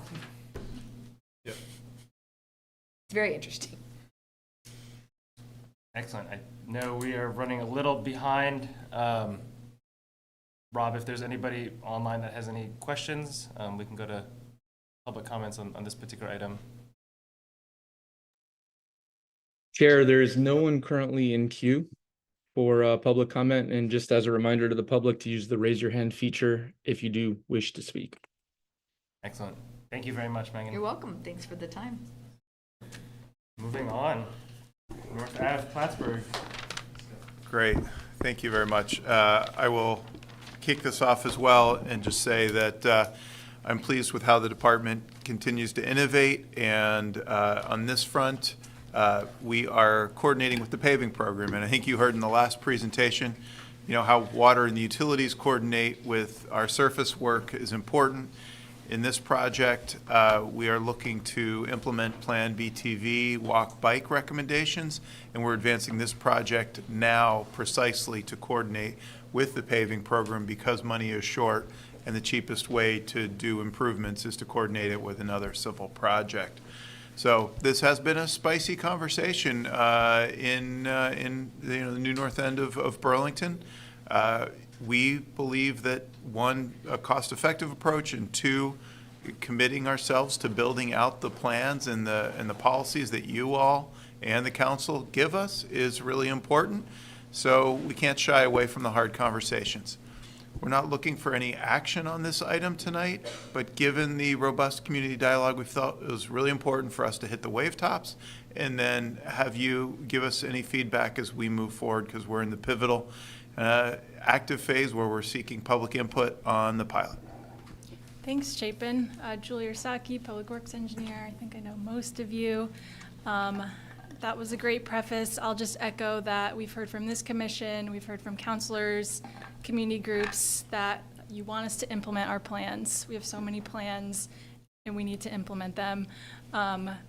We are in a environment where funding is short for capital projects, so we do try to coordinate with paving because it's a way to basically restripe without an additional cost as part of paving. So that's exactly what we're doing with this project. About 2 years ago, you guys approved putting bike lanes on Plattsburg Ave, which left about a 200-foot gap in the bike network from where the bike lane drops off on North Ave. The right turn lane pops in for going from North Ave onto Plattsburg, and then the bike lane picks up again on Plattsburg. So this project is looking at filling that gap and removing the right turn lane to add a bike lane. So this is definitely a trade-off. We did look at a traffic model. We have traffic counts. We projected volumes to the year 2043, which is an incomprehensible year for me right now. But it's a conservative approach to make sure this change works for many years to come. And the model did show a pretty minimal traffic impact. There is a lot of capacity at this intersection because so many people are taking rights and going through. There are very few lefts. Actually, the left onto Tracy Drive from North Ave isn't technically part of the signalized intersection, which is a little funky. But just the very specific configuration of this intersection does leave capacity for this type of change. So as part of our pilot, we've also removed the no right turn on red for northbound cars, which has kind of changed how the intersection works a little bit. I was there for 2 hours before this meeting counting the queues.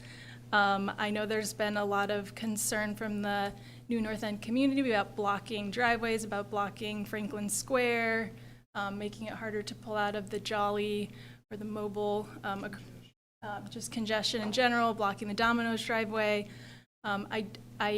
We've had the pilot in place for, I think, about 3 days, give or take. It did get taken out. We put it back. We don't see those, impacts coming to bear. Things have been moving for the 2 hours I was there, and we were there earlier in the day and yesterday. The queues do clear the signal every time. So we're going to continue to collect data. We're going to continue to hear public input.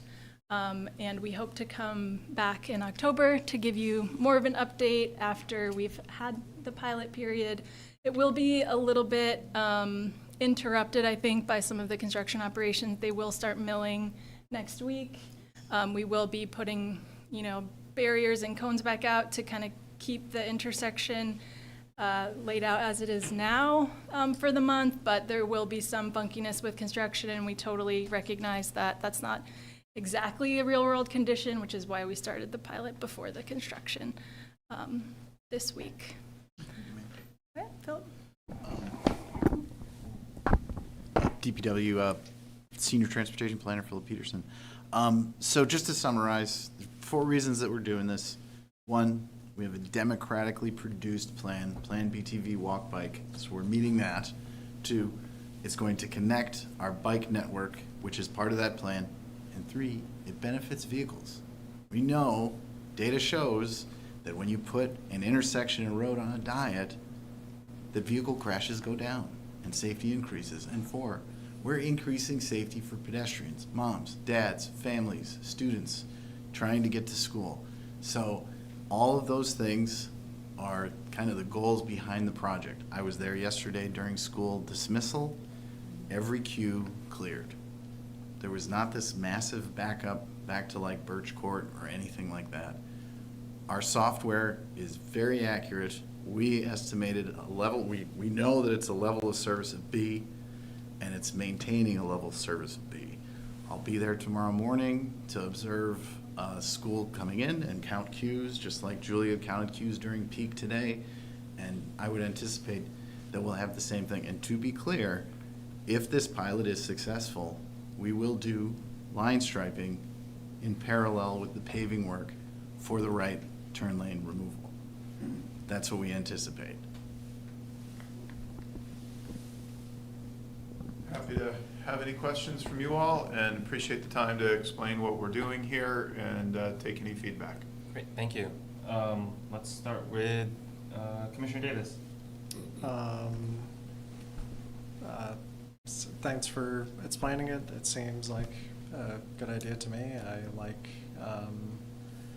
that you're checking to make sure that it clears the queues, and it seems like there's very little downside from what you described.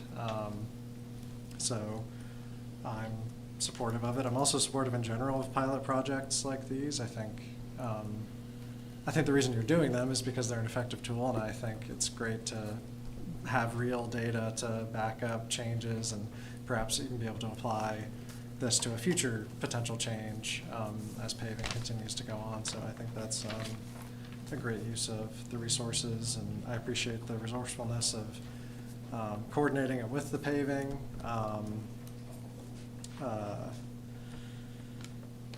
Yeah, I guess that's it. I'm a fan.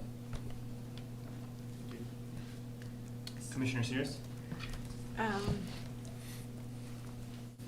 Sorry, the only thing I think I missed was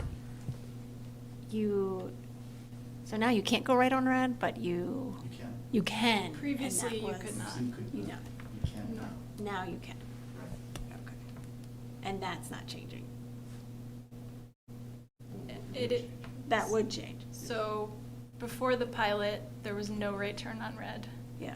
During the pilot, you are allowed to take a right on red. Mm-hmm. So the idea is there's a dedicated bike lane and vehicles can go right on red. Yes, from the through right lane. So sometimes they will be blocked and not able to make the right. Right. Yeah. No, the truth is I don't go to that intersection often. I do not have any strong feelings, but the feelings of the public seem overall pretty positive. Yeah, and it sounds like you did your due diligence. So I don't have any specific questions. Commissioner O'Neill-Blanco?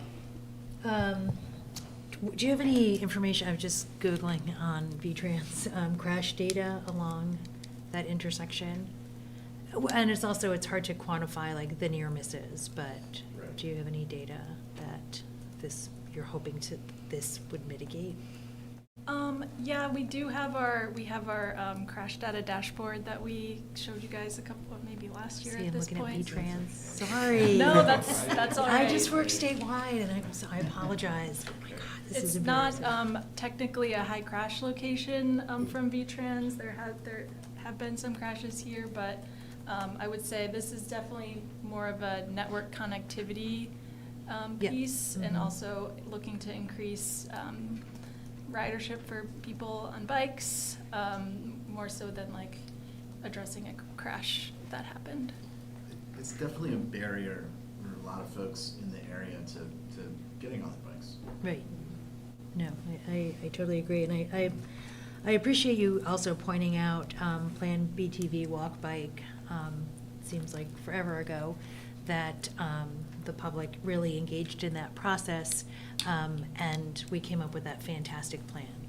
So being able to move forward on implementation, I think is great. And I'm really interested to see how this pilot turns out. So looking forward to what information you come next month. And then what's after October? The paving project doing the final line striping, and so we would have to make our decision to implement this or not prior to the striping happening. Final line striping would be in approximately a month. I mean, I Okay. can't give you a perfect date. It really depends on where the contractor is at. Construction projects can be a little messy. But they're milling next week. We've heard. Yeah, paving in probably 2.5 weeks, and then it's a whole process of, and we want to make sure the line striping is done correctly on North Ave. It's a pretty long stretch. Okay. Great. Thank you. That's all. Commissioner Montano? Sweet. Thanks so much for the presentation, and I hope the 30-day period goes well.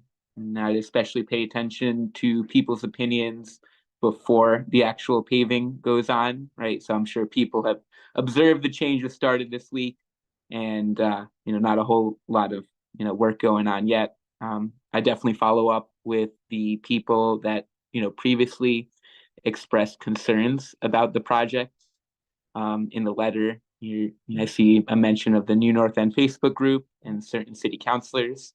So I think actually reaching out to them directly, in this time where they could see it in action, could be good. Is basically when will the final decision be made, and is there going to be a chance for like a public forum type discussion where we could weigh the benefits and costs of making the change? Would that be at the October DPW meeting? Yeah, I mean, we definitely plan to come back. It is a bit of a strange thing where there's no specific approval needed right now, but we do want to have the community conversation. We're here tonight. We'll be back once we have some more data from the pilot to have that type of engagement. We will be going to the Ward 47 MPA here, very shortly, to have a conversation in the neighborhood. That is important. I appreciate that, Dan. I will say that given the short time here, there is no regulatory action needed by the commission, and I will be leaning heavily on my team and the staff, the data that they collect, in which to make a decision. And this is a situation where I will need to make the decision. And to the extent that there are meetings that I can come to get input, I will. But if we need to get this done before winter and it doesn't line up with this commission, I am going to take all the information I have and make the best decision based on the data.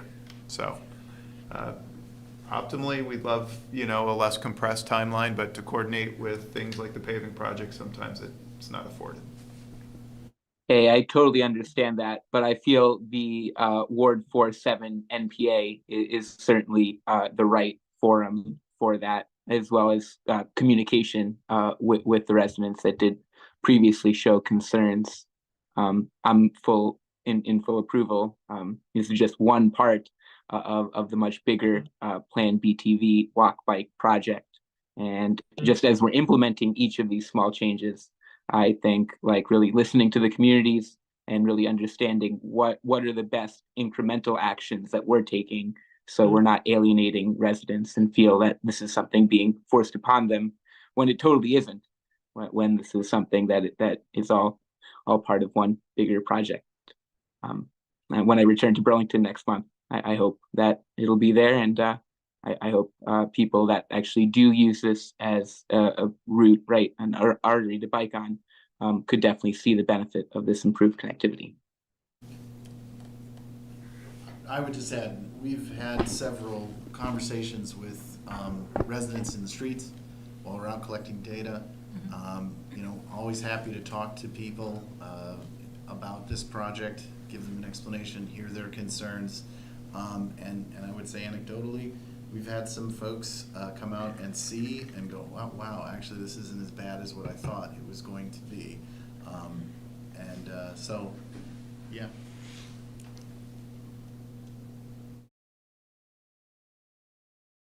Excellent. Vice Chair Flex? Yeah.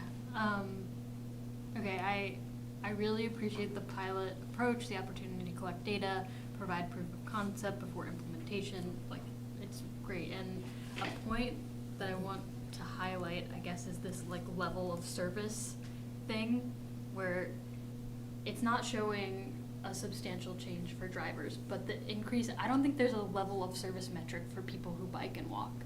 Like, that does not exist. And this is an improvement for that group, just to bring it up to what it is for drivers. And to me, that is such an important point. And so just to like really like harp on that and like hammer it, yeah, felt like needed to be said. And that, so yeah, that I appreciate. I guess the two questions I have, because I haven't been up there yet, and I'm eager to see it, but are there bollards? It's not just paint? Let me pull up a picture really quick, sorry. We started with vertical delineators, and those were removed by some residents last night. And so today, we put out barriers, and it's with some vertical delineators, the barriers are filled with water. And so, yeah, that's where we're at this point. I did take a lot of video yesterday of the queues clearing. I can put that together and put it on a YouTube thing and send it off so that we can see like, okay, this is what happened during dismissal. Important to note, during dismissal and when school is letting in, that's when the exclusive pedestrian phase is happening a lot. And that's when you're really going to get some delays. All the queues cleared. All cars that came up and were stopped at a red light, no one had to wait for multiple cycles from North Ave going on to Plattsburg and going north. Okay, cool. So if you decide to do this permanently, it's just going to be paint, right? Are there plans to? We do have plans to put in some bollards to protect bikes around the turn especially. Right. There would be a concern where folks are just going to whip around. Okay, that's great. And then I guess the last question, can you just explain more about the pedestrian phasing for me now that there's like the right turn on red is allowed? I guess like I've only ever like been a pedestrian at this intersection, so I'm trying to, because right now you have to stand for like a really long time if you're trying to cross, and so yeah. It's still an exclusive phase, which we haven't looked at changing.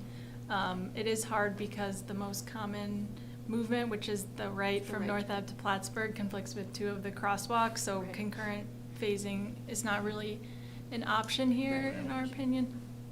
We want to talk about that. We don't have the ability at this intersection with the technology to do much detection.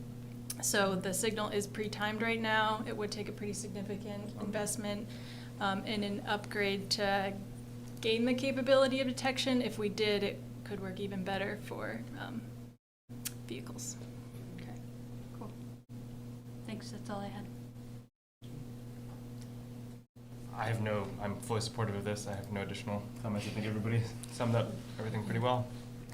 Look forward to hearing, I think, the results in a month, probably 2 months, given the timeline. I think the pilot ends on our next commission meeting.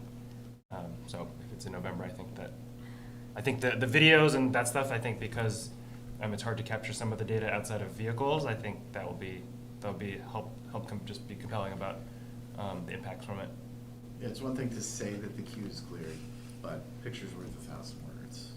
And there is no other data collection except for the vehicles, is that correct?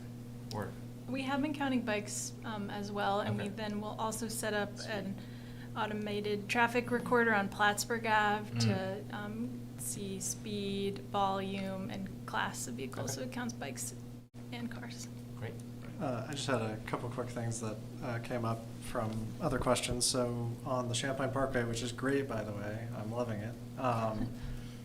The turn from Home Avenue going down the hill, meeting the Champlain Parkway, there's a sign that says no turn on red, but it's like an LED sign, and it can switch on and off. Yep. And I was curious if something like that could be implemented for that pedestrian walking phase to kind of like prevent people from thinking that they can turn. Yeah, I was thinking about that when I was out there this afternoon. It's challenging, so this signal is on a span wire, it's hanging on a cable, so those have limited capacity for adding weight. And the blank out signs are pretty heavy, they're a full electrical thing. But I think in the longer term, that is exactly the type of improvement we would look to make here. Okay, awesome. And then the only other question I have, which I assume the answer is no, but are there any future possibilities that might be relevant that are precluded by doing this? Like say like now there can't be a bus stop there when maybe there could have been if the right lane wasn't taken or something like that. That is a good question.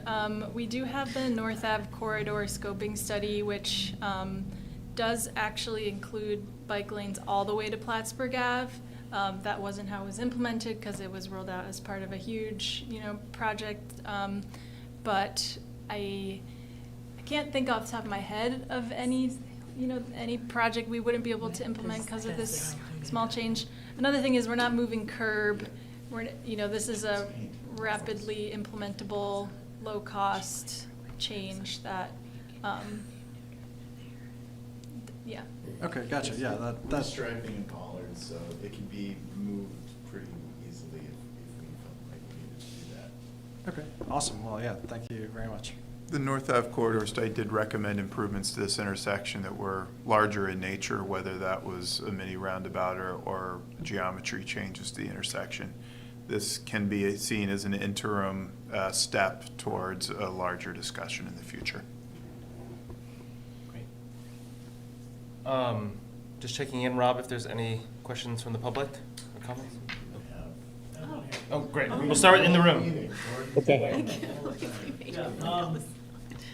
So, in regards to the Plattsburg Avenue right turn lane closure, I think it is going to cause some problems for the businesses there.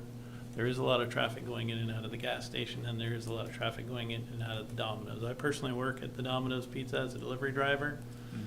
On a Friday night, we might handle up to 100 customers in an hour, and that means close to 100 cars going in and out of our driveway, which is a fair amount of traffic turning. In the 7 years that I've worked there, I've only seen 3 accidents in this intersection, but all 3 of them are caused by cars turning left, and they had to come to a full stop on the avenue because they were waiting for the traffic to clear in the other lane, and somebody behind them didn't stop. So, that was the accident. And you might be seeing more of that if you're causing these delays, which will, pile up cars waiting for the red light. And it's also, the Domino's driveway is very close to the intersection. The Jolly Associates driveways are very close to the intersection, so they're going to be affected by more traffic backed up at the red light. That's especially true for Domino's at the end of rush hour. Our busiest hours are between 5 and 7 at night. Friday night is our busiest night, so I recommend you take a look at it at that time if you want to get a view of peak traffic affecting that business. So if people are held up and not able to get in or out, there will be more people stopped right in the middle of traffic on the avenue, and it's possibly causing accidents there, or at least causing anger among the motorists. I think what you're doing here is you are causing a major change, which is going to inconvenience 99% of the people who use the road, who are motorists, and you're doing this to benefit the other 1% who might be on a bicycle or on foot. I'm hoping that there's a better solution, and I think the solution to make things safer for cyclists is to get them off the road, create a bike path on the side of the road with a curb between the traffic and the cyclists, so that they won't be fighting the traffic. I used to ride my bike all the time when I was in high school and college. I didn't have a car back then, and so, you know, I know what it's like, and you do have to be careful when you're a cyclist. But yeah, we have a lot of traffic turning at that intersection, and it is in effect actually a 5-way intersection, because Tracy Drive and Franklin Square are almost at the white line on that intersection. So that creates more confusion there, and I think having the extra turn lane is helpful to alleviate the traffic problems. So I don't want to see it taken away. And I was invited to come and make these comments by the other workers at Domino's, because it affects all of us there. Yeah. We would definitely love to hear about your experience with the pilot in place, you know, for like a couple days, after this Friday night, you know. Yeah. See what it's like.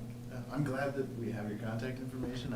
I did take time today to have a lengthy conversation with Dave Hartman, who's the owner of the convenience store across the street. And I'm glad that we have a connection with Domino's Pizza.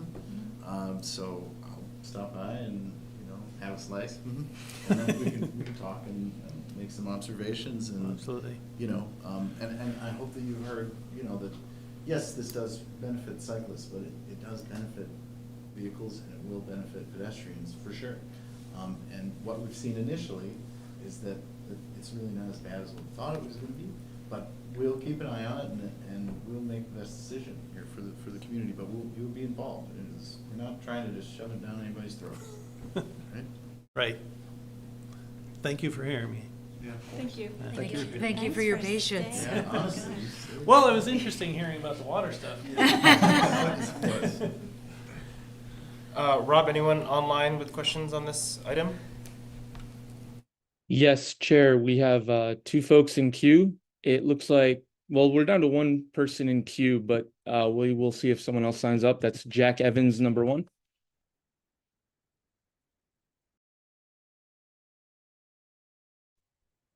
Hey there.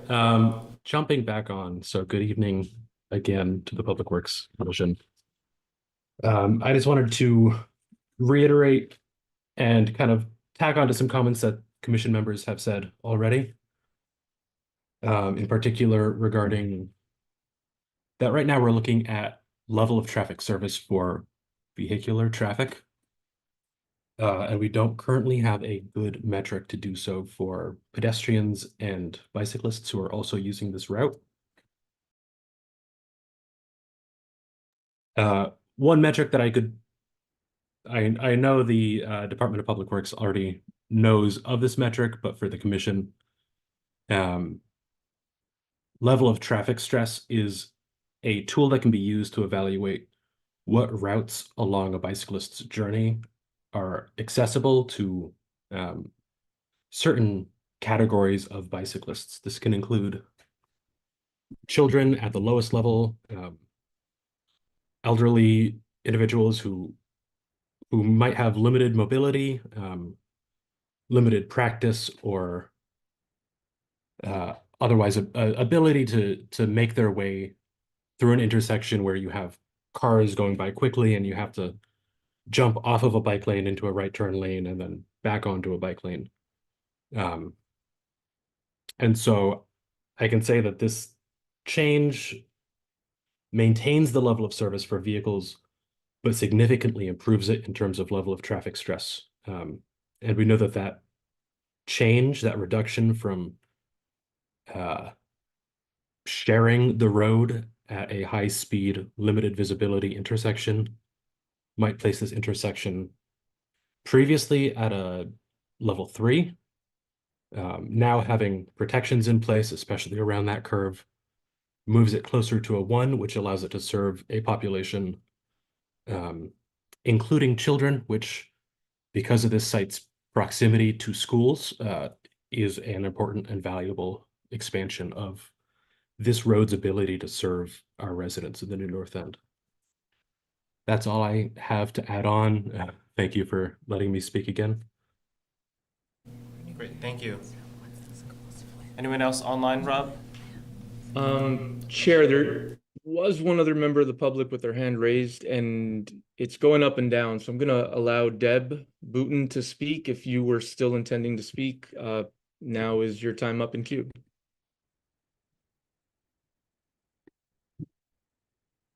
Unmute. Thank you. I wanted to make sure you knew I was still here. I'm here with a fellow neighbor. I live at the far end of North Avenue, past that intersection. And my friend lives just a few houses in past that intersection on North Avenue. So I just have we have a couple of quick questions, I guess, or one question and a couple quick comments. One is, you mentioned the pilot is going to be a 30-day pilot, and it started this week. And then your intent is to implement the change in 30 days with the line paving. Is that correct? Yeah, it won't necessarily be in exactly 30 days. Just because we don't know when the contractor is going to be ready to do line striping. Right. But yes. There's no like rules that say it has to be, in 15 days or 30 days or 20 but days. that's basically the time frame. So yeah, I just wonder if there would be time for people to comment further after they've had experience. So I would just ask you to consider that maybe. And then I wanted to point out, I'm in favor personally of this. I think the gentleman who spoke first about the issues with Domino's drivers and stuff is really a big concern to consider as well. Hadn't crossed my brain. But one thing, I feel like your communication efforts focused on people living near the intersection only. I live far out, and frankly, the only way in is straight out North Avenue. So when you focus, and all the discussion tonight seems to be focused on people heading north on North Avenue and turning right onto Plattsburg, but people heading south on North Avenue and arriving at that intersection, many of whom try to turn left onto Plattsburg, if you're following me there. With that one lane backed up and people turning or going straight, there's anticipated to be a lot of gridlock, frankly, as people heading south, especially during school, when school's out. So wanted to ask if you might consider, a stoplight change that would give those people, maybe only at certain times of the day, the option to have a green arrow before the people heading north get the light, where they could turn left or go straight ahead heading south on North Ave.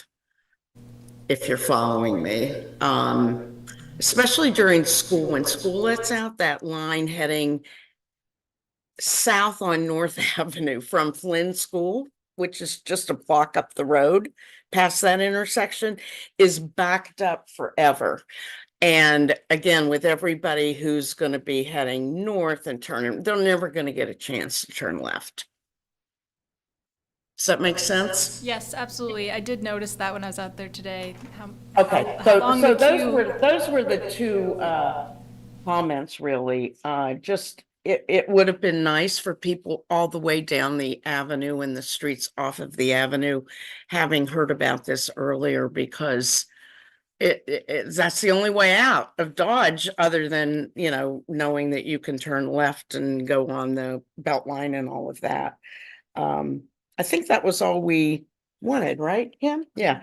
Okay, so we just wanted to throw that into the pot for people to think seriously about. And thank you. And we are still taking input for the full period of the pilot. Okay, There's, thanks. yeah, you can email dpw@burlingtonvt.gov. There's signs out on the project that have contact information, and there's a million different ways you can get a hold of us. Okay, thanks. Thank you. Thank you. Yeah, I think once a sort of internal decision is made, if commissioners can be informed and the public are informed with sort of and the rationale why, I think that'd just be great. Yes, to we ensure, certainly will do that. ensure the loop is followed. Awesome. Thank you very much. Thank you. Moving on to the director's report. Thank you all for your patience. I will make this quick given the hour. As attentive commissioners may have noticed, I left one thing out of the packet, which was my proposed FY25 goals and objectives. So I will send that to you all later this week and then include that in the next month's packet for the public's review. I did want to highlight a couple items in the director's report that I think are really important for the commissioners. One is that we are nearing going to the council on Monday night, seeking to purchase 201 Flynn Avenue. This is behind Metalworks on Flynn Avenue. The goal is to give the city an acre of property in which we can manage soils. There's increasing regulation on soils, and the former industrial uses in Burlington have left a legacy where some of the soils on our parcels or in our rights-of-way are contaminated. And we are currently operating soil management, one in the Intervale, which is a suboptimal location in a floodplain, and two, we are using 339 Pine Street, the old street yard, and that area is going to be under the Rail Yard Enterprise Project alignment. So this is a really helpful effort to plan for the future, and we have already paid CSWD $100,000 in option payments over the last 7 years for preserving the opportunity to purchase this parcel. So I'm hopeful that on Monday the council will approve this. I'm happy to answer any questions or any feedback on that. Second, you all in large part are the regulators of parking policy in the city, and we have been asked by the Lakeside neighborhood that has seen a dramatic change in parking demand, largely because of the new Hula development, which I think overall has been very positive, but has increased parking demand in addition to other uses in that neighborhood. Neighbors have come up with a new kind of concept that we have not employed anywhere, and we will want to get your feedback on in the future.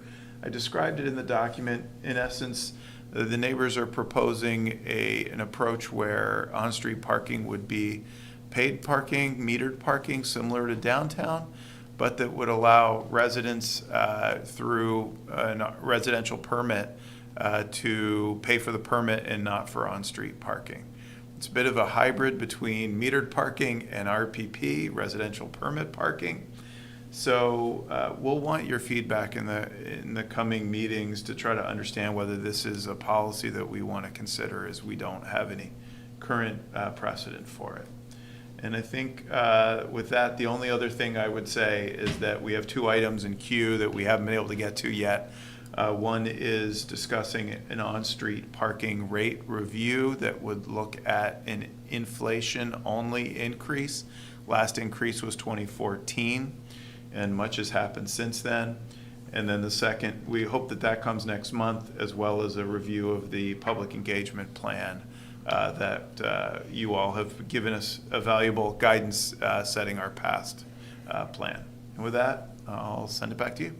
Excellent. Thank you. I appreciate the additional items for in-queue for us to chew on and know about what's coming up. Yeah. Any questions from commissioners on items on the director's report specifically? I have a question. What's going on with the giant parking lot across from the Innovation Center? Well, let's see. The city purchased rights to construct the Champlain Parkway on the eastern portion of the parking lot. And so that has now been constructed. The balance of that parking lot is owned by Hula. And the city of Burlington does own a portion of the lot actually on the southern end of the parking lot, 68 Sears Lane. So over by Sears Lane. The Champlain College, which owns property on the other side of the parkway, and Hula and the city are exploring a coordinated development of that area. And the city, a year ago, rezoned that area significantly. It's called the South End Innovation District. And the parties are exploring a very large mixed-use development that could include upwards of 1,400 housing units, mixed-use commercial, retail development.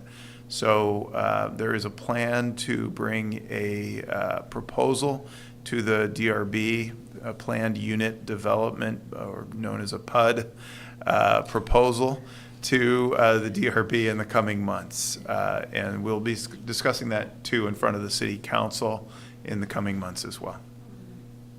Long answer to a short question. Yeah, I'm just thinking, isn't there a lot of parking at the Innovation Center? Has Hula explored accessing that parking? Or is there no longer? I just remember that as a sea of empty space. Yes. It's not a good look for VEAC. Right. Yes, they are separate owners, and I think we're all trying to figure out what happens in the south end with the upgrades to the Champlain Parkway. There is increased vehicular access to this area. There's desire to create more housing in the city, given the housing crunch. I think that the city, Champlain College and Hula are somewhat aligned here, that there is a better coordinated opportunity if we work together, precisely to avoid that situation where one property has a bunch of parking, another property is underparked, and yet they can't share resource. So if we work together as a three-way consortium, hopefully we can come up with joint solutions. In fairness, I haven't really been over there in a long time. I was just, my memory is of a lot of capacity for parking. DPW is in the unique position of being both a regulator for that project through the development review process, as well as project participant, given the city owns one of those parcels as well. Any other questions from commissioners on the director's report? I think I have a couple of comments. On the on-street parking rate review, I know that's in the queue, but I would love to think about like congestion pricing or like other kind of methods, and not only like just a flat rate increase. I just wanted to mention that just in case that can be looked at in advance. And I think that is it. Thanks.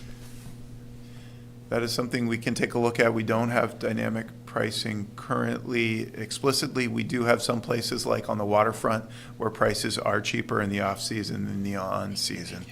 So that isn't as maybe dynamic as some would like, but we can continue to explore that.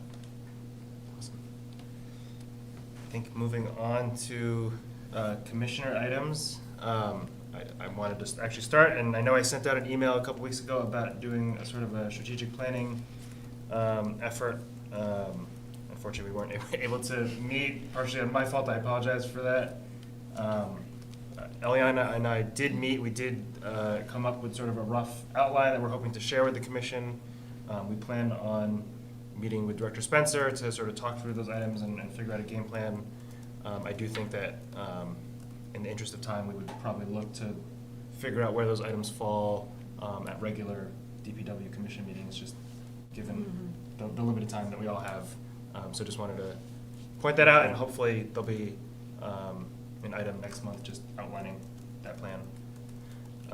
Was there not a good time in the doodle poll? There was not a good time for the doodle poll.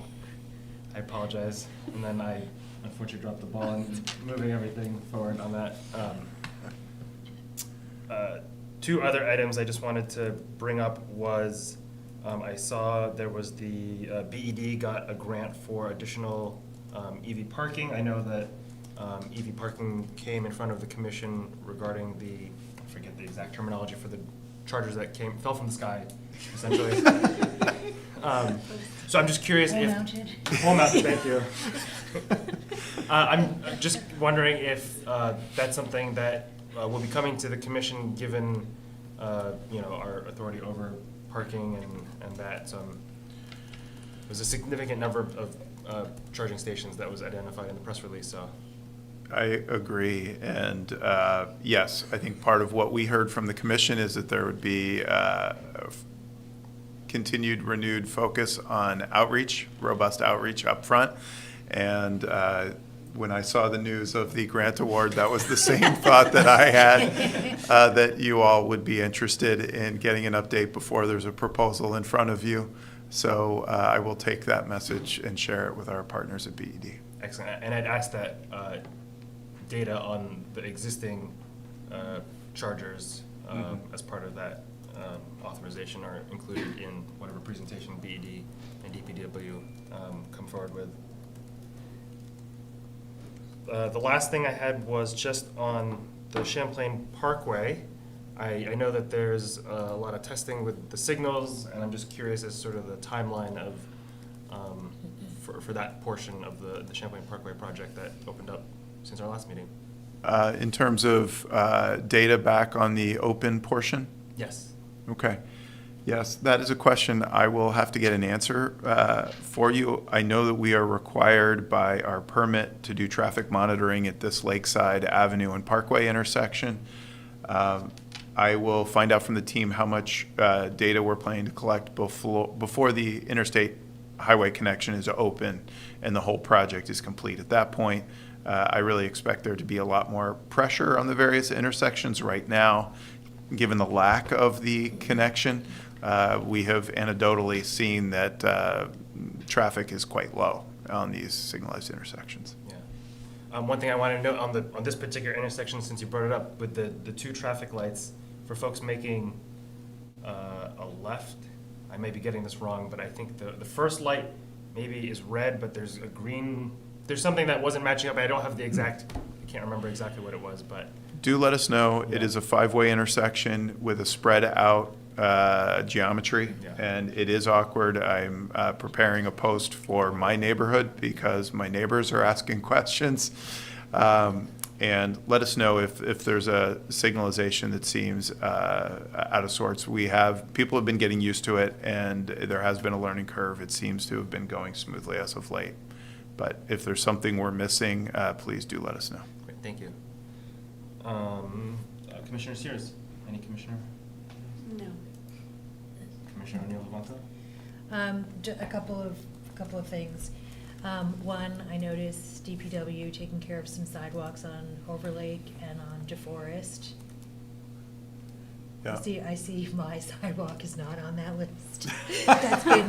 That's like there craters in there.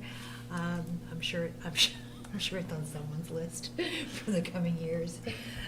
But no, to the ones that are being taken care of, because they do impact my route. Yeah. I'm really grateful to see that work being done before the snow flies. Mm-hmm. And then the hill that I will die on, the Champlain Parkway, I noticed, it was remember when I bumped into you at City Market? Yeah. I think I was on the Champlain Parkway and went to City Market, and I bumped into Commissioner Sears. And I had noticed that there was a no turn on red signal. And I was like, wow, that's really fascinating. Wouldn't that look wonderful on South Union and Main by Edmonds Elementary and Edmonds Middle School, where hundreds of children go to school. And there's a just, hey kids, put a target on your back and run across the street. So if, Yes. I know you know I'm persistent on this one. If, I don't At know. some point, I think he's just gonna wear them down. I think the opposite. He's like, It will not. it's like entertaining. He's like, I wonder if he's gonna bring it up. I'll help write a grant for it. I just think around all our schools, we have, all our schools, our priority should be really protecting our most vulnerable users, who, they are traffic. They're not in cars always. They are in their little persons, in their cute little shoes with their little like turtle backpacks, crossing the streets. Let's do our best to keep them safe. Like the 20-mile-an-hour zones, maybe the next logical step is around schools. Yes. Maybe you need a grant writer? I'll help you. Yes, I do acknowledge that you have been asking for this, and I want to reassure the commission that this is not a lost request. I know. And yes, this has personal importance to me. I have a daughter at that school as well, and yes, I will get you an update on where that request stands. Mine have all left the school. Yes, And safely. the oldest, safely, barely, is their mother who's gonna get knocked. The oldest is now 22. Thank you. Sorry, I got mixed up with director's report and commissioner comments, because I too have a hill that I plan to die on. And I think you know what it is. It's the intersection of Manhattan and 127. Good hills. Yeah, Yeah. I mean, I truly will probably die on that hill, but if you just want to put it on the list after Yeah. the intersection of. Chapin, I'll help you out with one. Do you want to be on that hill I too? will be on that hill. I just want to Okay. help you out with one small item, because on that particular intersection of Main and South Union, I had asked a lot for at least a sign pointing out the straight and left turn lane and the right-hand turn lane, and I noticed Yes. within the past, Okay. I don't know, 6 months, there is finally a sign ahead of time, so folks, at least in cars, Yes. know which lane to be in, so they're not competing. So I appreciate, I didn't mention it earlier, in the interest of time. Oh, wait, he heard you, but not. But For the record, Chapin, I am grateful for you and your staff for all that you do. I Yes. want, like, the public to know that right now, this is going back and forth, and we know that we are all Yeah. rowing in the same direction, so. Exactly. No, we understand the spirit, and you understand the workload, and yes, I look forward to following up on both of these items.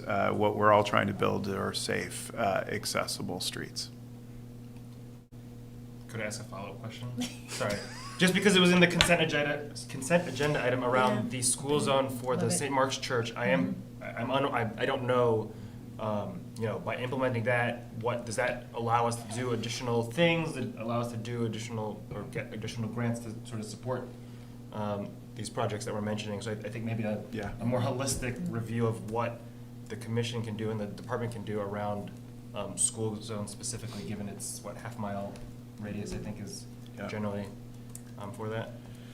Yes, I will include that in next month's packet. I am not the expert in all of the effects of that designation, so. Okay, great. I lost track of where Commissioner Davis. Yeah, sure. First, what's the issue with the Manhattan and South Union intersection? Have you been political for a while? I'm not sure. So it's where 127 empties out into a neighborhood, but it's a highway.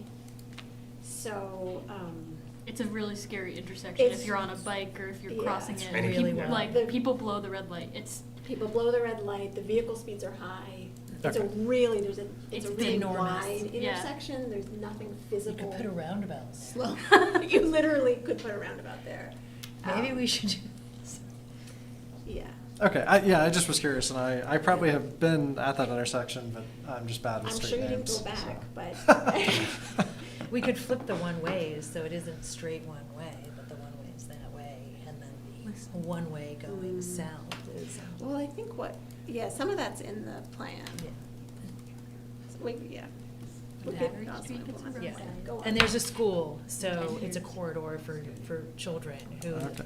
Yes. who And that's are- Manhattan and 127? Yes.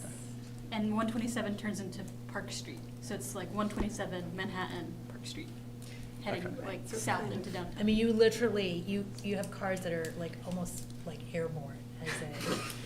Would you say? The Dukes of Hazzard, do you remember that TV show?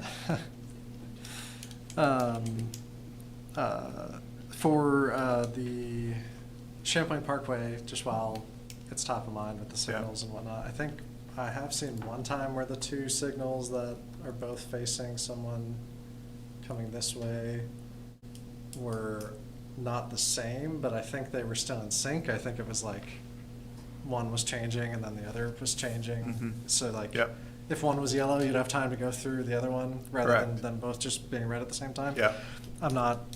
I don't know if I've seen every possible pattern configuration there, but I'm pretty sure that it might look weird, but I think it's working as intended. On the coming from the city market direction coming this way,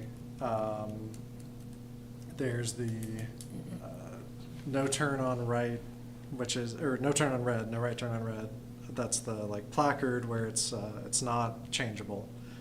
And then there's the light that's to the right of the lane where you can, sometimes there's a green arrow. So people can make that right turn. It's like, that's how that's mechanized. Yeah. The issue that I've noticed is I've been stuck behind people that go too far in that right lane so they can't see the green arrow anymore. So then they're backing up everyone that's behind them because they have decided not to stop where they were supposed to. And it makes it very awkward because, like, say, which I did not do this, but say you were like wanting to honk at this person, then you're just honking at someone that's at it looks like they're at a right that says I cannot turn. So they have no information to know that they actually could be going. I don't know if maybe like, well, I don't know. Anyway, I just wanted to point out that has happened. Okay. And that's a weird situation caused by the people driving poorly, but still it has happened. Overall, like I said, I'm loving it. It's awesome. I was very happy to see that the lanes were painted to stop people from, if you're trying to turn right onto the Champlain Parkway coming out of the Lakeside neighborhood, there were people that were like encroaching, and I was going to bring that up today because I was like, oh, I've been nearly hit a few times trying to turn right, but I was happy to see that like they were painted within like a couple days of the other stuff, so that's awesome. My mother-in-law brought the same thing up to me. The other two issues I had, which I'll try to be quick, I apologize, are a friend of mine lives on, I think it's Pine Place. Is that the road off of Pine going? Yeah. I don't know Up which the way. hill a little bit. Yeah. Well, it isn't a dead end anymore, I don't think. I think it goes all the way I don't think it through. ever was. It goes up to St. Paul Street, I think, right? But they're like giant holes in the road there, and I don't know, is it owned by the city? Or is it owned by someone else? Or? Private road. Yes, the section that is variable in surface is not city-owned. Okay, I thought that must be the problem because it is by far the worst road that? I think Yeah. I've ever seen, and I've lived in a lot of places, so I was quite shocked. Okay, that's unfortunate. But then the other thing was with vegetation on sidewalks, or not on, I guess, but like leaning over, encroaching on. I don't know what the like ordinance is around that. I should have left that up before this meeting, but it is often quite annoying. And I know like in the Lakeside neighborhood, at least there's one area, you may have seen it up on the turning left to get to the bike lane, going down Conger. They're like flowers that are very pretty flowers, but they're like, at this point, they've entirely occluded the sidewalk. And I don't want to necessarily destroy flowers, walking through, but that's odd. So probably that's not the only place in the city that it's happening. I just don't know. I don't know if that's a DPW thing. Report it to See-Click Fix. Okay. It is first step, permitting inspections, notifying the property owner that they need to address their encroachment on the right-of-way. If the property owner does not do that after notification, then Parks and Rec can do the vegetation trimming, and then we can bill the property owner for that trimming. The process is a little cumbersome. Some folks have been frustrated that we have not had the kind of resources to compel people more quickly, but that's not a reason not to report it. So I would ask that people use See-Click Fix, get it into the system, and permitting inspections will reach out to the property owner. Okay, great. Thanks for that information. That's all I have. Yeah. Are encumbrance permits required for vegetation in, I'm curious, We would not grant a permit to encumber the sidewalks with not the vegetation. sidewalk, I guess the grass strip between the sidewalk and the road. If people, People are required to maintain it, and how they choose to maintain it, as long as it's not encroaching on the sidewalk, is their choice. Some choose to plant flowers, some choose to mow it. It's all fine as long as it doesn't impact the right-of-way. Excellent. Commissioner Mutano?